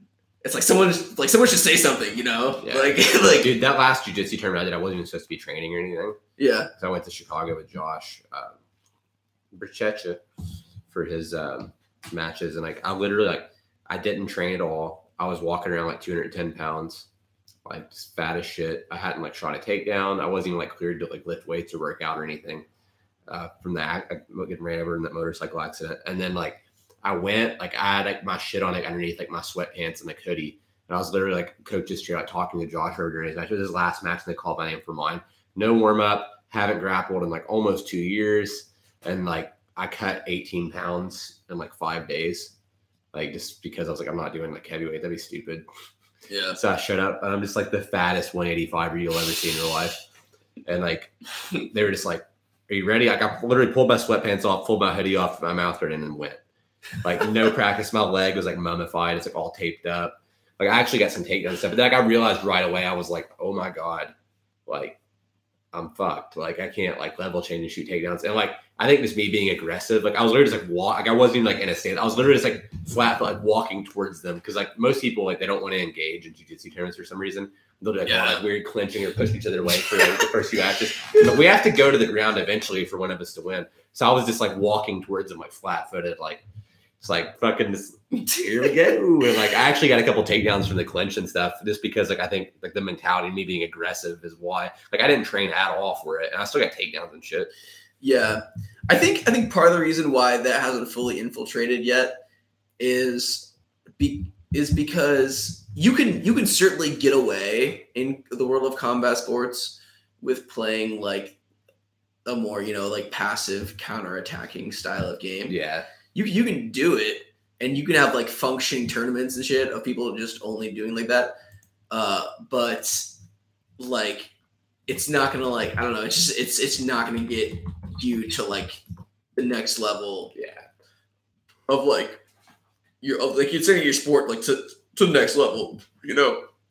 I feel like you need rules in place that are gonna like force action, you know, like more stalling, shit like that, like no double guard pulling, you know. Yeah. I've actually been on a freestyle wrestling kick lately, just watching a lot of freestyle wrestling, which I've never like traditionally never really been into like that into watching freestyle wrestling. Just after having watched so much like just like boring ass jiu-jitsu, you know, because there's some horrible jiu-jitsu matches, dude. I mean, good technically, but just from like the way that the rules are and the level of athleticism now for as a viewer sport, it's just painful sometimes, you know. So when you watch freestyle wrestling, of course, there's the shitty part, which is like there's no submissions. Yeah, which is super shitty. I wish they would just like add submissions into freestyle wrestling, and that would be the shit. Or just make all of them do jiu-jitsu. Right. Like you can like all the points still apply, but like if you win any point by submission, like that's just another option you have for you. I think that'd be pretty tight. But yeah, like I wasn't even that mad just because like just seeing like top level athletes really go for it against each other, you know? Yeah, it's refreshing. Yeah, just the competitive, like aggressive mentality is like a big part of why people win a lot of the time. Like my uncle went to that tournament. He never watched like a jiu-jitsu tournament before. And he was like he was a wrestler when he was younger. So he's used to like super, like, I mean, he was super competitive, like wrestling, lots of takedowns and stuff. And that was one of the big things on the way home. He's like, man, a lot of those like lower like belt jiu-jitsu matches are just like so fucking boring because like neither of them like want to engage. And he's like, that was like never an issue like with wrestling because that's how you get points by taking the guy down, which you get points in jiu-jitsu for takedowns too. But like, it's still, I don't know, it's just different. I think they're so scared of like confrontation almost. It's weird. Yeah, I definitely agree. I think it really is like the divide between like combat sports and martial arts. You know, like jiu-jitsu is like right. It's right in that line, and it's like the way it is nowadays. It's just so much more like Taekwondo tournament-y. It's kind of how it feels. Feel, you know. But also it's like there's these tournaments are populated by like Joe Schmoes who'd like dorks. Well, yeah, just like anybody, you know. It's like the okay, if you think about the concept of like a cage fight, right? It's this really like low level of society kind of thing, you know. Yeah. Like you're fighting in a cage. It's got this like and it's gotten better over the years, but it's got this like low life kind of feel to it, you know, like, oh, you're a degenerate, you're a cage fighter kind of thing. But then also you have the martial arts, which is like one day when your mom's like 35, like, you know what, I think I'm gonna take a martial art, you know, like I'm gonna go to Taekwondo class, you know, whatever fucking like cardio kickboxing. Yeah. So you've basically got that. It's like there's so many fans though of MMA within UFC, within the world of jiu-jitsu, but like just very few. There's a lot of fandom in there, but just not a lot of like contribution to like the world of MMA. No, like I don't know. I think it depends on like how like the people that are trying to get into MMA, like if they're doing jiu-jitsu. Usually those guys are a little more aggressive and stuff too. Yeah, I don't know. Like I don't like. It sounds like I'm shitting on like people who just do it only jiu-jitsu. It's not the thing at all. It's just like they don't have this weird, like they don't have that killer, like I'm trying to hurt you thing going on for some reason. You know, and this is what I was ultimately getting to was, so you've got like, you just have like boxing gyms, right, that exist in like the free market. Yeah, maybe not the free market, but they just exist. This place you can go.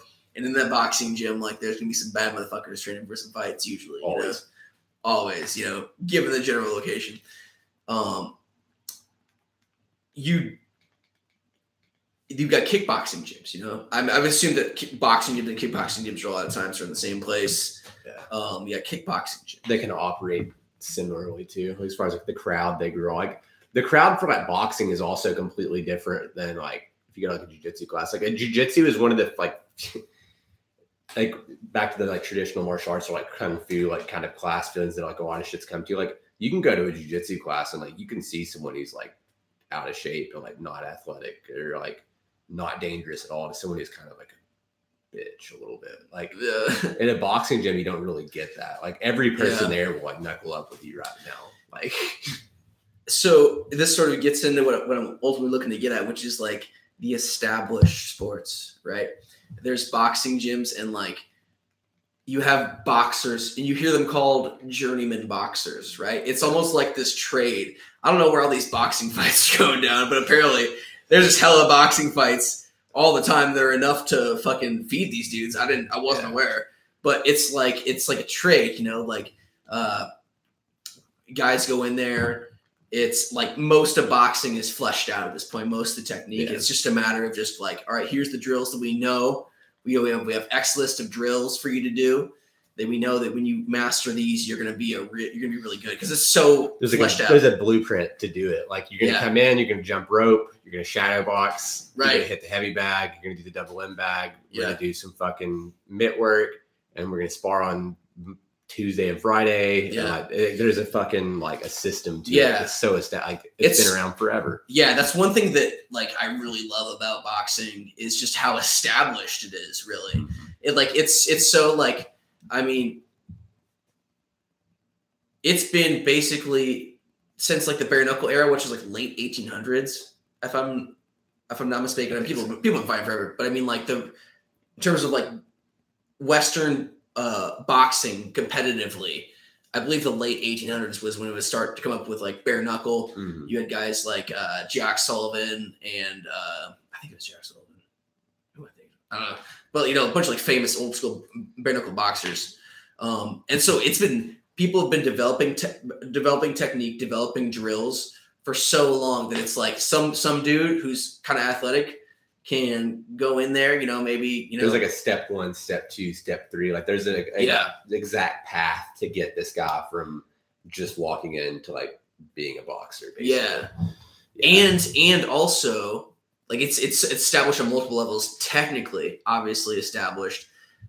Then you've got like the career path, kind of like like how you bring someone up as a pro. That's been established over time too. Right, we're gonna get X amount of fights, amateur fights underneath you, and then we're gonna get X amount of pro fights underneath you.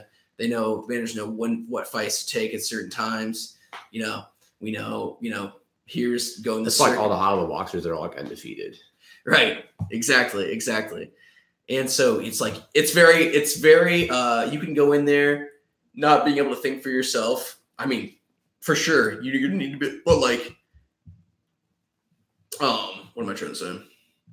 Like you can have someone,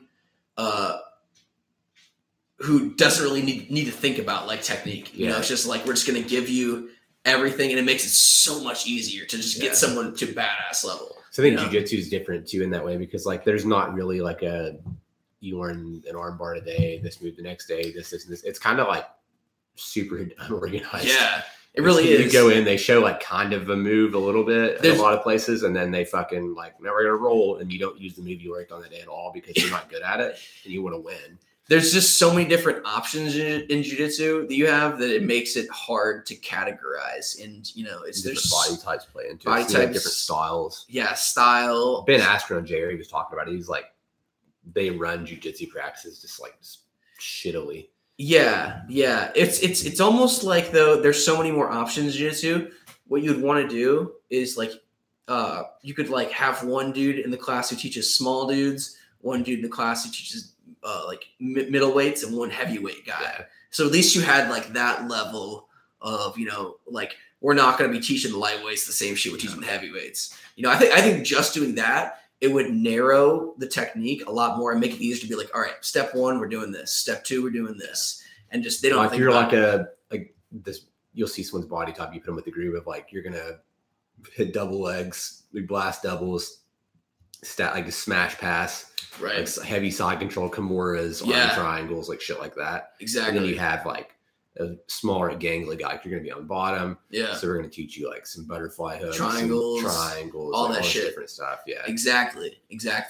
So yeah, you've got boxing, which is really fleshed out in America. I mean, I don't know what the state of boxing is. I feel like it's definitely not as big as it used to be. It's not as popular now. Considering MMA. But that system was really, that groove was really fleshed out, and you could just throw yourself into that career. And if you had enough heart and you had enough raw talent, and abilities, you make something of yourself. Yeah. And then so you look at like kickboxing, pretty much the same way, I think at this point. Yeah. And then you look at like wrestling, and it's not as much, but like, I mean, there's no like wrestling clubs that you just go to like jiu-jitsu to learn wrestling.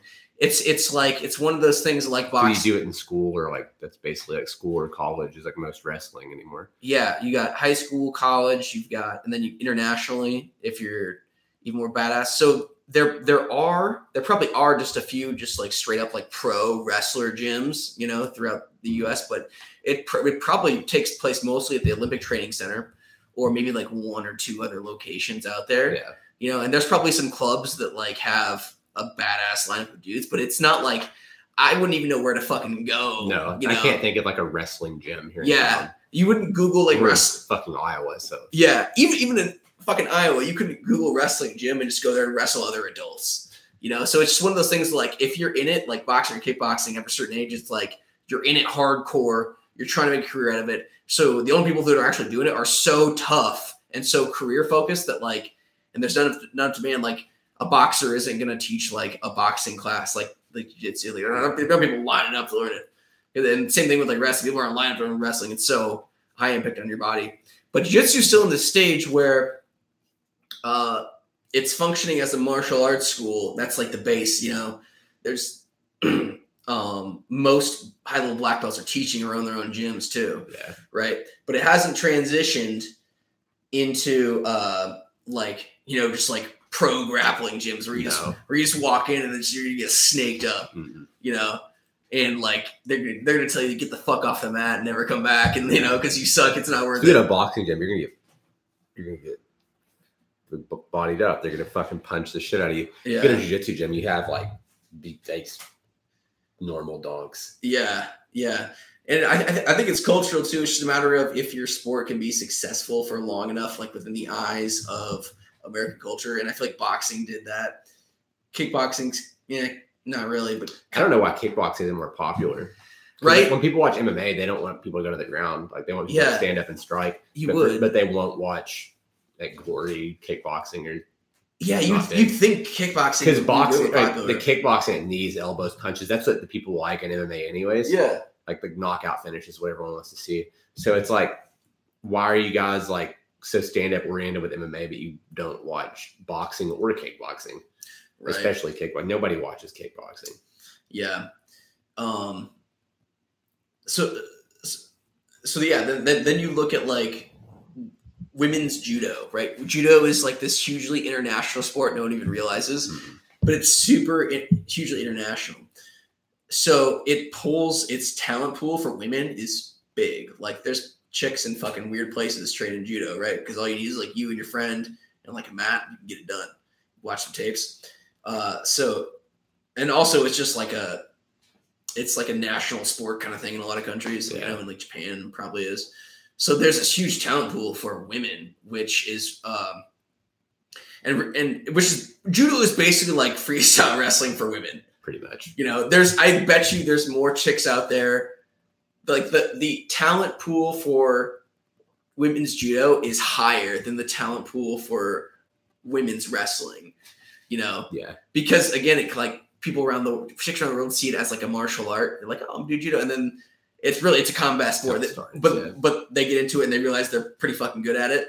You know, whereas like for like a woman to like go out there and like spandex, you know, like that, and like just be super sweaty and just, you know, like wrestling is much more of a guy thing, but like when you hear judo, it's like, oh, that's a martial art. Like women can do that too. Yeah. You know, so there's all these factors that kind of like make women's judo much like pretty badass, you know?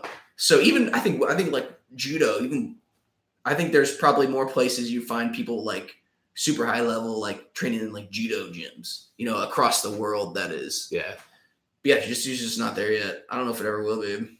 I hope it is. It's always my thing too, is like, I don't know, like it's definitely growing, but it's like, they're starting to have like these weird, different, like sub jiu-jitsu, like kind of things too. They have like combat jiu-jitsu and they have like sport jiu-jitsu in the gi. Yeah. And they have no gi.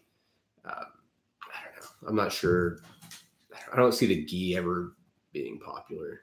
Like nobody wants to watch that. Yeah. It sounds bad, but like nobody wants to watch that shit. I personally don't. It's boring. I don't like, that's from someone who I know like what's going, like I know jiu-jitsu, I know what's going on, but it's just like, that's not interesting for me to watch, really. Like I don't like the gi. Yeah. Most people who are good grapplers don't like the gi. There's enough no-gi jiu-jitsu out there nowadays to where like I don't know. I don't really have any reason to watch gi jiu-jitsu. It's boring. It's so much stalling. Like that, you can hang on each other. Like the reason gi jiu-jitsu isn't fun is the same reason fights suck when you're in high school. It's just like people who grab on each other and stall until someone breaks it up. Yeah. And no gi, you don't really have that. Like you can't just hang on to them really. I see. Yeah. You can a little, but like, not really. Especially standing up. Like someone's gonna get taken down. Yeah. People in jiu-jitsu like don't have takedowns a lot of times anyway. So like basically what they do is like they lock up with like the same grips. Like I'll grab your collar on this side and the collar on this side, and you grab my collar with both of your hands, and we scoot our asses really far apart so you can't trip me or take me down. We're just gonna do bad judo, right? Until one of us gives up and pulls guard.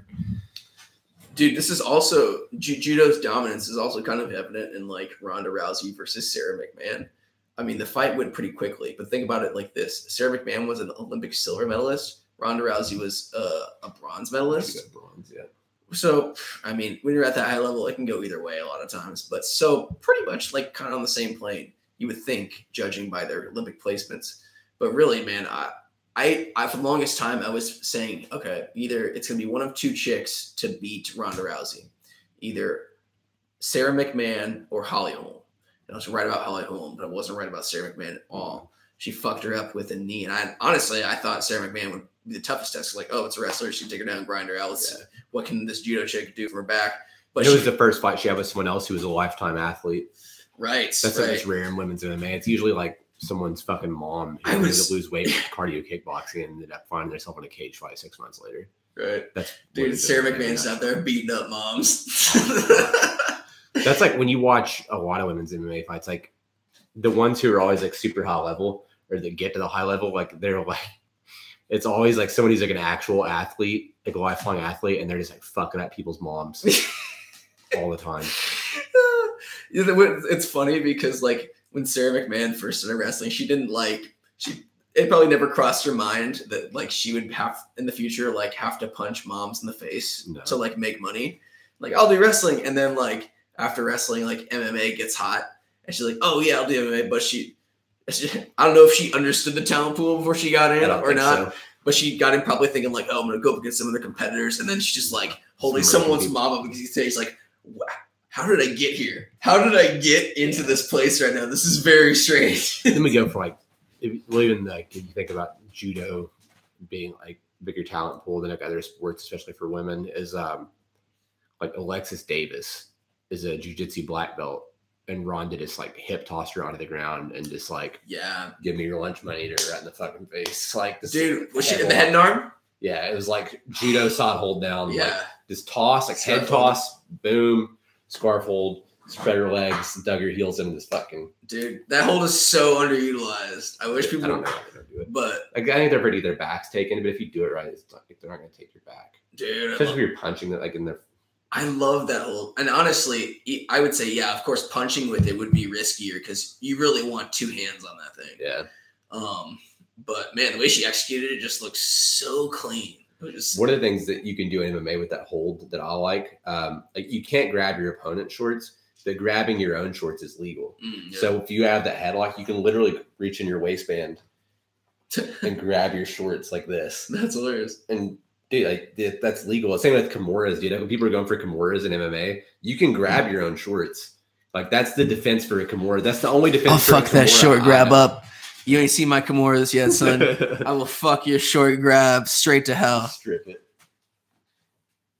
Yeah, that's like the only defense that you see for Kimura in MMA a lot of times is like they'll fucking like drop their weight and they'll grab their own fucking shorts. Yeah. And like most people can't pull it out usually. Yeah. Yeah. The best grip defense against a Kimura is just if you can get your own arm. That's ideal. Like, if you can get your own arm, the closer that you can just get your hands like this, like rear naked choke style, you know. But the more it's coming out here, same as any arm lock, really. Their grip's gonna break eventually. That grip will fail before like their whole body they're using on that one arm fails usually. Yeah, that was like the first position I ever got good at was the Kimura, where you've got like their head between your legs, like I call it the head mount. I fucking love that position, man. I can just it's like. I love it because it's like you're in the exact opposite position of guard, and like when Jiu-Jitsu guys can't get their guard back, after a certain period of time, They're falling apart. Dude, their shit falls apart really hard. So I'm really big on anytime I pass guard, like stay in pass guard in like a north-south style side control, Yeah. And if you can just stay there and hold and just keep slowly increasing your position, you'll fuck a lot of people up. Yeah. But that Kimura is like the main one from there, and I love that shit. It's my A game. Yeah, I like the Kimuras are good, anyways. Like especially if you have good passes, and you can get the slide control. Yeah, like Kimura, Americana, straight arm bar, like just back and forth with all this. Like go for this, they defend, go for that, they defend. Like eventually going to catch them. It's such a simple game too. People play the Kimura off as like a power move because like Marcelo Garcia doesn't like it. He doesn't incorporate it into his personal game. But Marcelo Garcia is like a small guy. He's good. He's never going to be on top in side control usually. Yeah, I mean, I'm sure he could fucking pass my guard and smash me in side control. He's an animal. But like in his matches, like where he's a smaller guy, I need to like open weight too. Like you're not going to end up side control top. He's like a little guy like that. Yeah. I mean, maybe in his weight class, and I'm sure he has been. I'm sure he's got a hella good game. But yeah, generally when you watch Marcelo Garcia roll, it's like him playing sitting guard, him playing X guard, him on someone's back, or him on someone's neck in like a guillotine. He's got a pretty good north-south choke too. But generally, yeah, you don't really see him like smashing dudes, dominating in side control. No. And that's where the Kimura really shines because it's like all I have to do is pass your guard and I can start already threatening a very legit submission.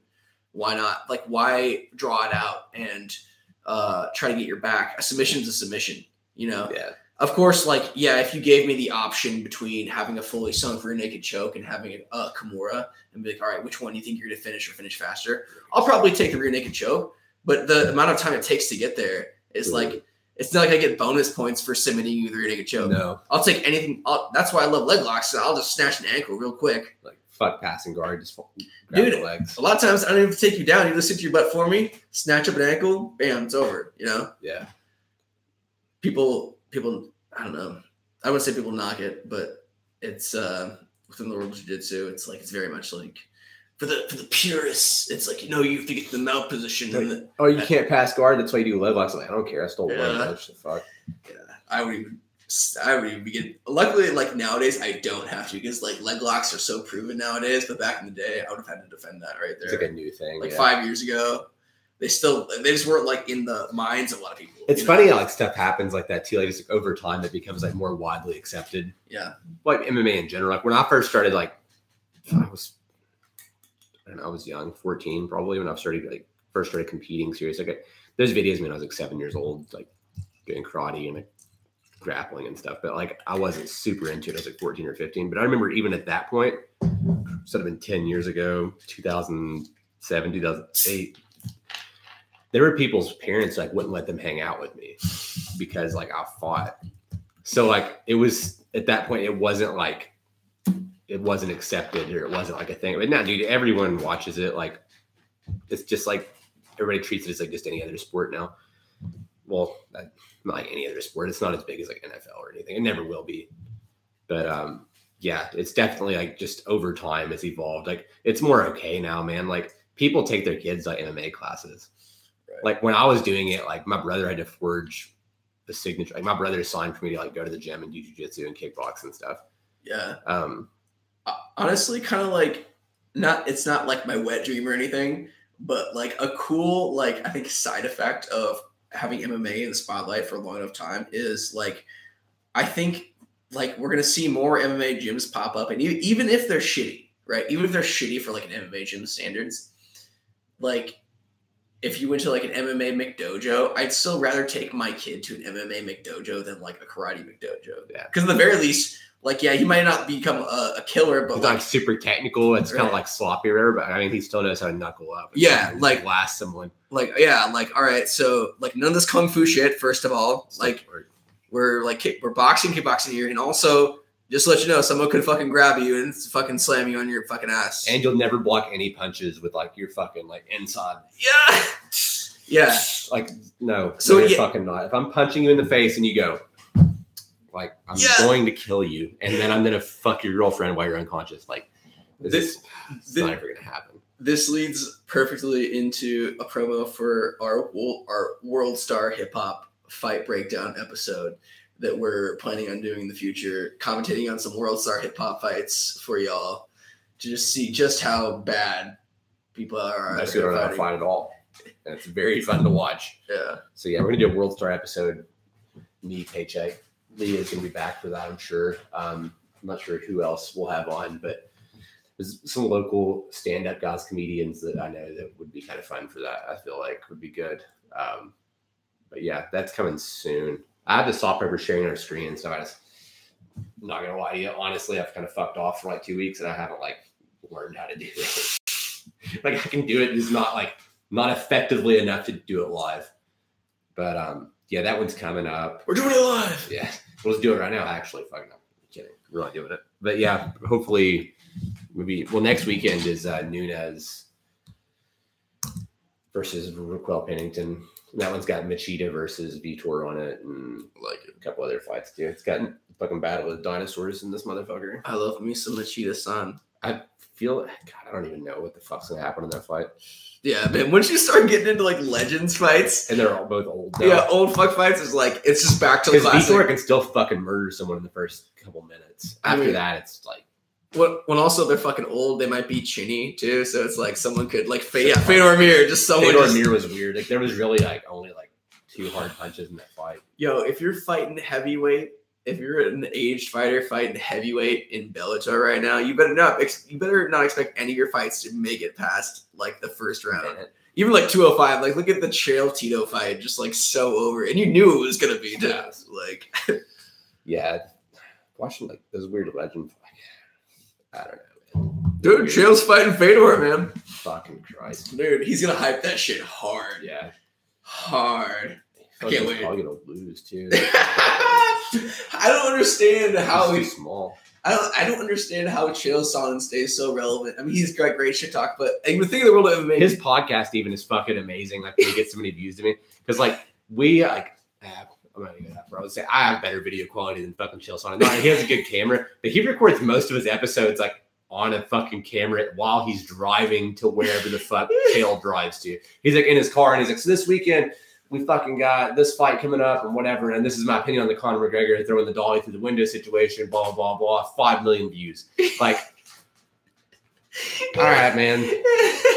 He's so, dude, I love Chael Sonnen just for how like perfectly white he is. Like, he's the whitest. He's so white, but it's like he's the gangster from West Linwood. He's so white. He does have like this. Gangster. He does have this slightly gangster vibe to him. It's undeniable, you know.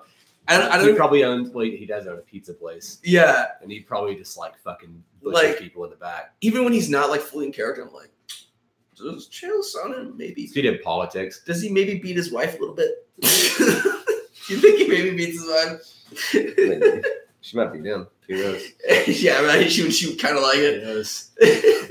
Yeah, Chael Sonnen. I remember when I was in fucking like, I was like 17, maybe like my junior or senior year, I think, of high school. It's like 2007, 2008. Fucking someone tipped me off that Chael Sonnen actually ran for like Congress in Oregon at one time, but he got busted for like real estate fraud. Yeah, or some shit. Real estate fraud, dude. What a great. Imagine Chael the realtor. It's like he would sell the shit out of a house. I could. If he showed me a house, I'm like, I guess I'm fucking buying it, dude. I'm like, that's the best. That's like the best, whitest backstory ever. Like real estate agent. Also in politics, but then got busted and led to a life of MMA. I don't know what is going on with this fight. Because like it was supposed to start. It was like 11, which I assume Eastern probably. Because I mean most stuff does it's Eastern time for some reason. But watching people fuck. Yo, what is it with it's an ad that I have to watch for 30 seconds and it's just. What is it with like jewelry places and being named after like Italian dudes? Like Giovanni. They're Italian dudes. Like there was one like rich white lady who made one like K Jewelers. Yeah. Every kiss begins with K. That's right, man. We used to have and she probably married an Italian dude who paid for it. Dude. Probably. Jewelry, I don't know, man. Jewelry I've just always found to be like so weird. Like waste of fucking money. I get it, but yeah, it's so much money for some shit that you're mostly just gonna worry about losing. You know, you're gonna worry about. I would misplace all of it. Like I would always look at watches and I'm like, I need that watch. It's expensive. It looks nice. But dude, there's just no fucking point. Like I fucking wear like the fucking Fitbit watch, dude, and like I broke that shit. So like, dude, like it's a rubber band and I broke it. Like I'm just like sunglasses. I don't buy expensive sunglasses. I lose them off the motorcycle like all the time. Like, absolutely. I'm so rough on everything. Like I'm not spending my money on this bullshit. I always lose sunglasses. I'm the worst with sunglasses, man. I have multiple pairs in my motorcycle jacket, which is hilarious because I'll lose them. Like there was one time I was on the interstate here going past the fucking downtown Excel Center. I looked over my shoulder to change lanes. My glasses flew off my face. I literally reached into my jacket, pulled out another pair, and there was a car next to me, and they were fucking like, "Oh shit!" Like this fucking guy. Like I'm like, oh shit! They were my glasses. Just put on another identical pair, too. It's the same black aviators. They flew off, and I was like, oh shit! Like gone. Did you wheelie off? No, no wheelie going that fast. But yeah, they were just like, you could tell they were like, oh my god, that just fucking happened. Yeah, dude. Yeah, it did, bitch. It did happen. Just some guy like me right now. Just got some Taco Bell. Just enjoying the outside, mind his own business. When that happens. Me just flying fucking blow your mind. Lose my glasses, and it's like, oh shit. Am I in a cartoon right now? And what just happened? I just fucking give you the head nod, fucking crank the throttle and just fly off. They're like, that's exactly what I did. I put them on. Well, you ever saw them laughing, and I was like, just fucking gone. Just dropped the gear and disappeared. So I could boom, crank, and they're like, oh shit. I probably made their life. I hope one day they see this podcast and they're like, oh my god, it's that fucking guy. This story is incredible. You know what else is also incredible? The Post Malone does not exist theory. Oh boy. Right. I totally forgot we were doing this. So this isn't this I don't think yet is a legit conspiracy theory. Yeah. But I think someone just whipped up a post about it on my Facebook timeline or on someone on Facebook, some channel whipped up this Post Malone does not exist picture and a quote, which I'll find. And like I said, I don't think it's an official, I don't know how you deem official conspiracy theory. Definitely, if people know about it at all, it's definitely like one of the lesser conspiracy theories. Like it's just some monk fun shit. It's on the same level as like Taylor Swift looks like Justin Bieber. It's on that level. But I fucking enjoy this kind of shit. So we're gonna go over it.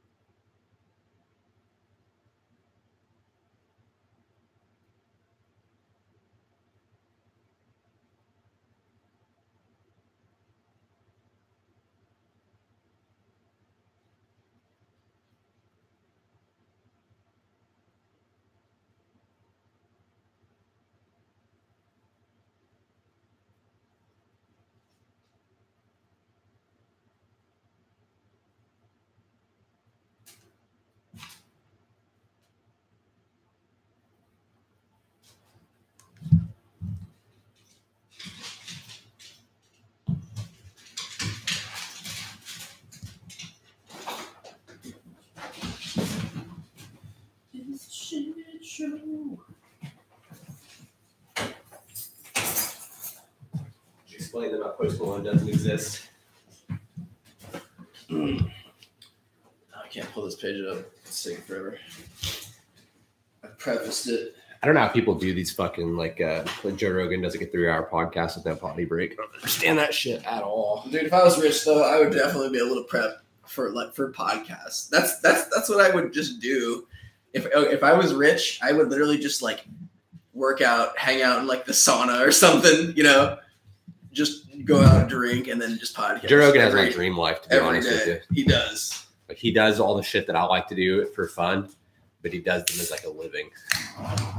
He commentates, like talks about fucking fights and just like hangs out. He's just like obsessive about shit he likes. Yeah. I don't know what's going on with this fucking Triple G fight. I don't see it on HBO, so I don't know. There's some fucking movie. There's so many different like HBOs though, so maybe there's like a HBO boxing. I'll check. So a lot of it's like straight up HBO, but apparently not because I don't see it.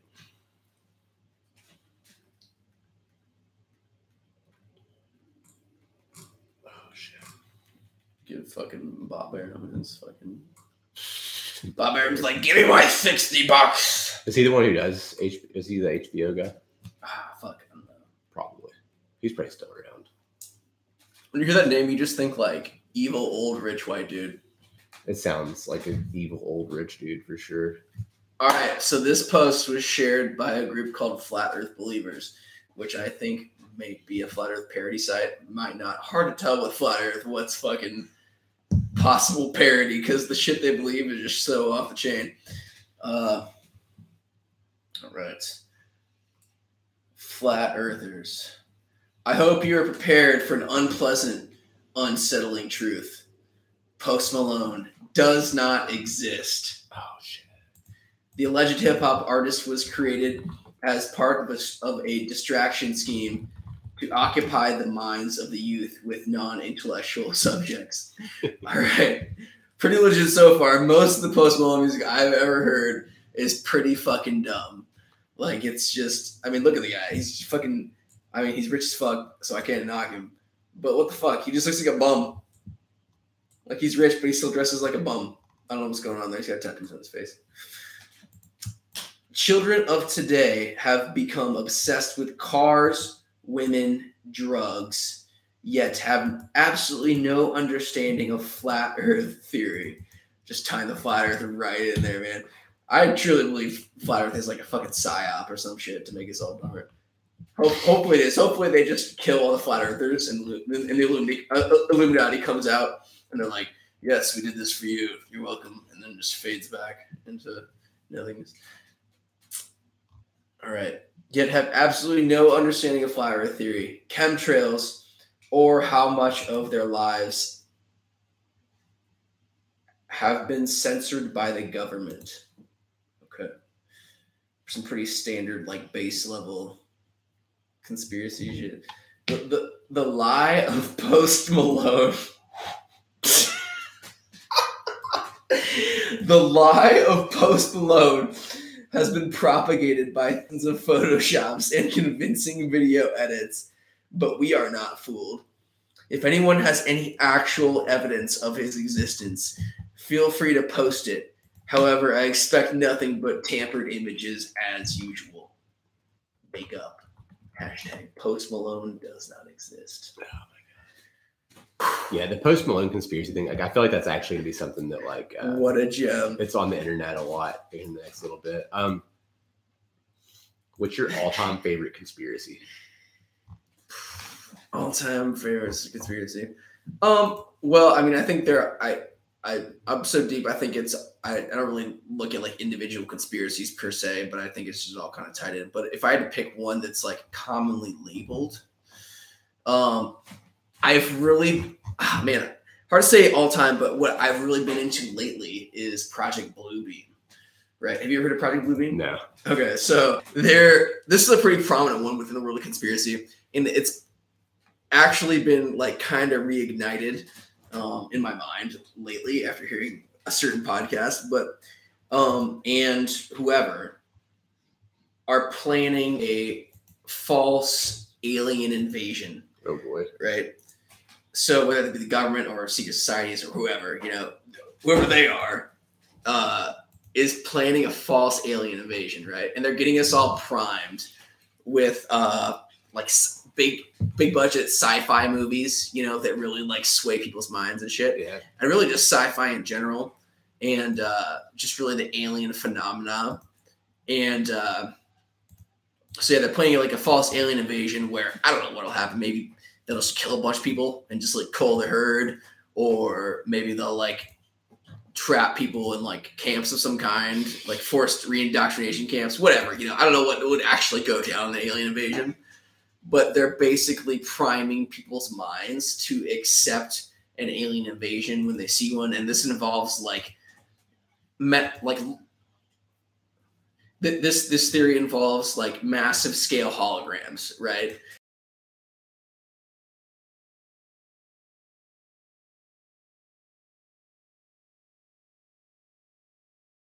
Have like giant UFOs look completely real come down on top of us, and so that's part of it too. And when I first heard this, I was like, yeah, I mean, I kind of see it. Wasn't it like War of the Worlds? It was like they were reading the book on the radio, right? And yes, everyone thought that it was real. Good point. Totally forgot to mention that. Yeah, I think the inspiration, not inspiration, but like the original War of the Worlds broadcast is lumped into that kind of thing, where they kind of like check people to see how they would react if it was announced that aliens were invading Earth. They bought it and they fucking flipped. So yeah, that's the Orson Welles. Is that Orson Welles who did it or not? Fuck, dude, I don't remember the guy's name. I forget the guy's name, but that was like a major, like it's in like history books, like it's like a major event. Yeah. So yeah, they're just continuously getting people's brains primed, and then they're gonna have some kind of like hologram event where the aliens or the gods or whoever, maybe they like manifest Jesus Christ as a hologram and just bring him down. Think about how many people out there, how many like just dumbass motherfuckers who like go to church, and believe in shit would like bow down to the sight of hologram Jesus. I mean, shit. I might too. If like he started like shooting like energy blasts and shit and like destroying buildings, I might be like, damn, like shit was for real. But yeah, so that's Project Bluebeam in a nutshell, is prime people's brains for a false alien invasion by the government. So I kind of tucked that one away in my memory hole. Then as of recent, maybe like in the past month or two, I listened to a podcast, and people were talking about, with no connection at all to the conspiracy of Project Bluebeam, the fact that in so many sci-fi movies, there is a blue beam of energy. Like the climax of the movie centers around a blue energy beam of some kind coming down from like the sky or a ship or whatever, or like going up, but it's always like a blue beam of energy. And they weren't even talking about Project Bluebeam. I was like, oh my God, that fits so perfectly into it. Like they're just, what is up with this blue beam of energy that exists in sci-fi movies?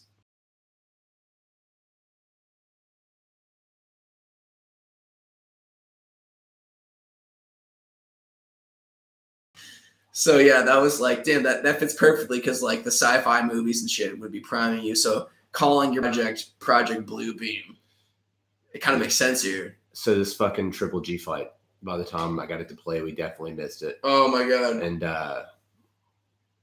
it's over, and he's just killing him. So we're looking at the replay of the Triple G versus, I believe it's pronounced Martyriosian, the Nightmare. And it's basically exactly like, look at the ref. The ref's like, oh God. He looks like he's watching a snuff film. Gotta love the bow ties on wrestling referee or boxing referees. Yeah, I'm glad they still do that. I love it. The Count.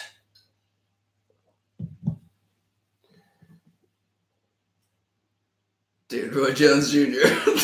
Yeah, still out here. Yeah, so Triple G won his fight. I'm so surprised. Someone comments, and Roy Jones still salty when he got DQ'd. Another announcer brought it up, and he's like, yeah. Dude, boxing announcers are fucking ruthless, man. They're all like commentators. Yeah, they're super mouthy. Yes. I'm so shocked every time I watch boxing how much shit they talk. It's brutal. You know what we should do while we're still up? It'll be the last thing we do. I want to see if Pearl Gonzalez won her fight. So yeah, Post Malone does not exist. I really like the premise of just someone not existing. Yeah, just completely like the dude's not real and it's all like some big cover up. That's kind of like, I lump that in with like, there's a lot of weird rapper conspiracies, like Tupac's still alive somewhere. That's one. Yeah. Then you have like Kanye or like Jay-Z or in the Illuminati. There's all these different, like Eazy-E is still alive. He didn't really die of AIDS. That's the next. He's still alive because he never existed. Yeah. Yo, man, he was still alive, dog. He never existed in the first place. Oh, God, dude, I fucking love it though, because this is when I get super inebriated and think about conspiracies. This is the kind of shit that I think about too. Like when you take some things to like the extreme level, like, well, what if this wasn't like this, or what if this? How do I know anything that I see on TV is even real? Yeah, it's all you know. fake. So when you get into that headspace, like Post Malone not existing is totally plausible. It's fine, It's totally plausible. And I can totally see it. I mean, look at this fucking guy. Like, he's just such a bum. Like, you could Photoshop this motherfucker so easily. Yeah. Like, in the Still maintain that most overrated album of the year. They've just got a room with like 10 people in it who just are Post Malone. They just do all the CGI and like social media work for him. We're all Post Malone. And they just run like a bunch of like fake accounts of like Post Malone fans. Like, we just went to his concert, you know? Yeah. All right. That's about all I got, I think. Fucking Triple G won by murder. Barely touched on that. We did the Infinity Wars recap. A lot of spoilers. This will be the video that gets us hateful comments. I feel like this will be the one that does it. What's that? You're like, oh, you fucking spoiled Infinity Wars. Hey, bitch, I said we were gonna have spoilers. If you sat through it, that's your fault. I don't give people is like, if I feel like something's about to be spoiled, I generally click away and Turn it off. I've never like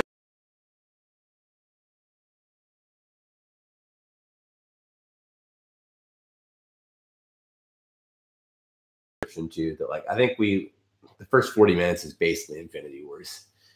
It was like a recap. Like we did like a third of the length of the movie recap, and then fucking yeah. If you missed it, Infinity Wars is fucking lit. Highly suggest. Snap your fingers. Snap your fingers.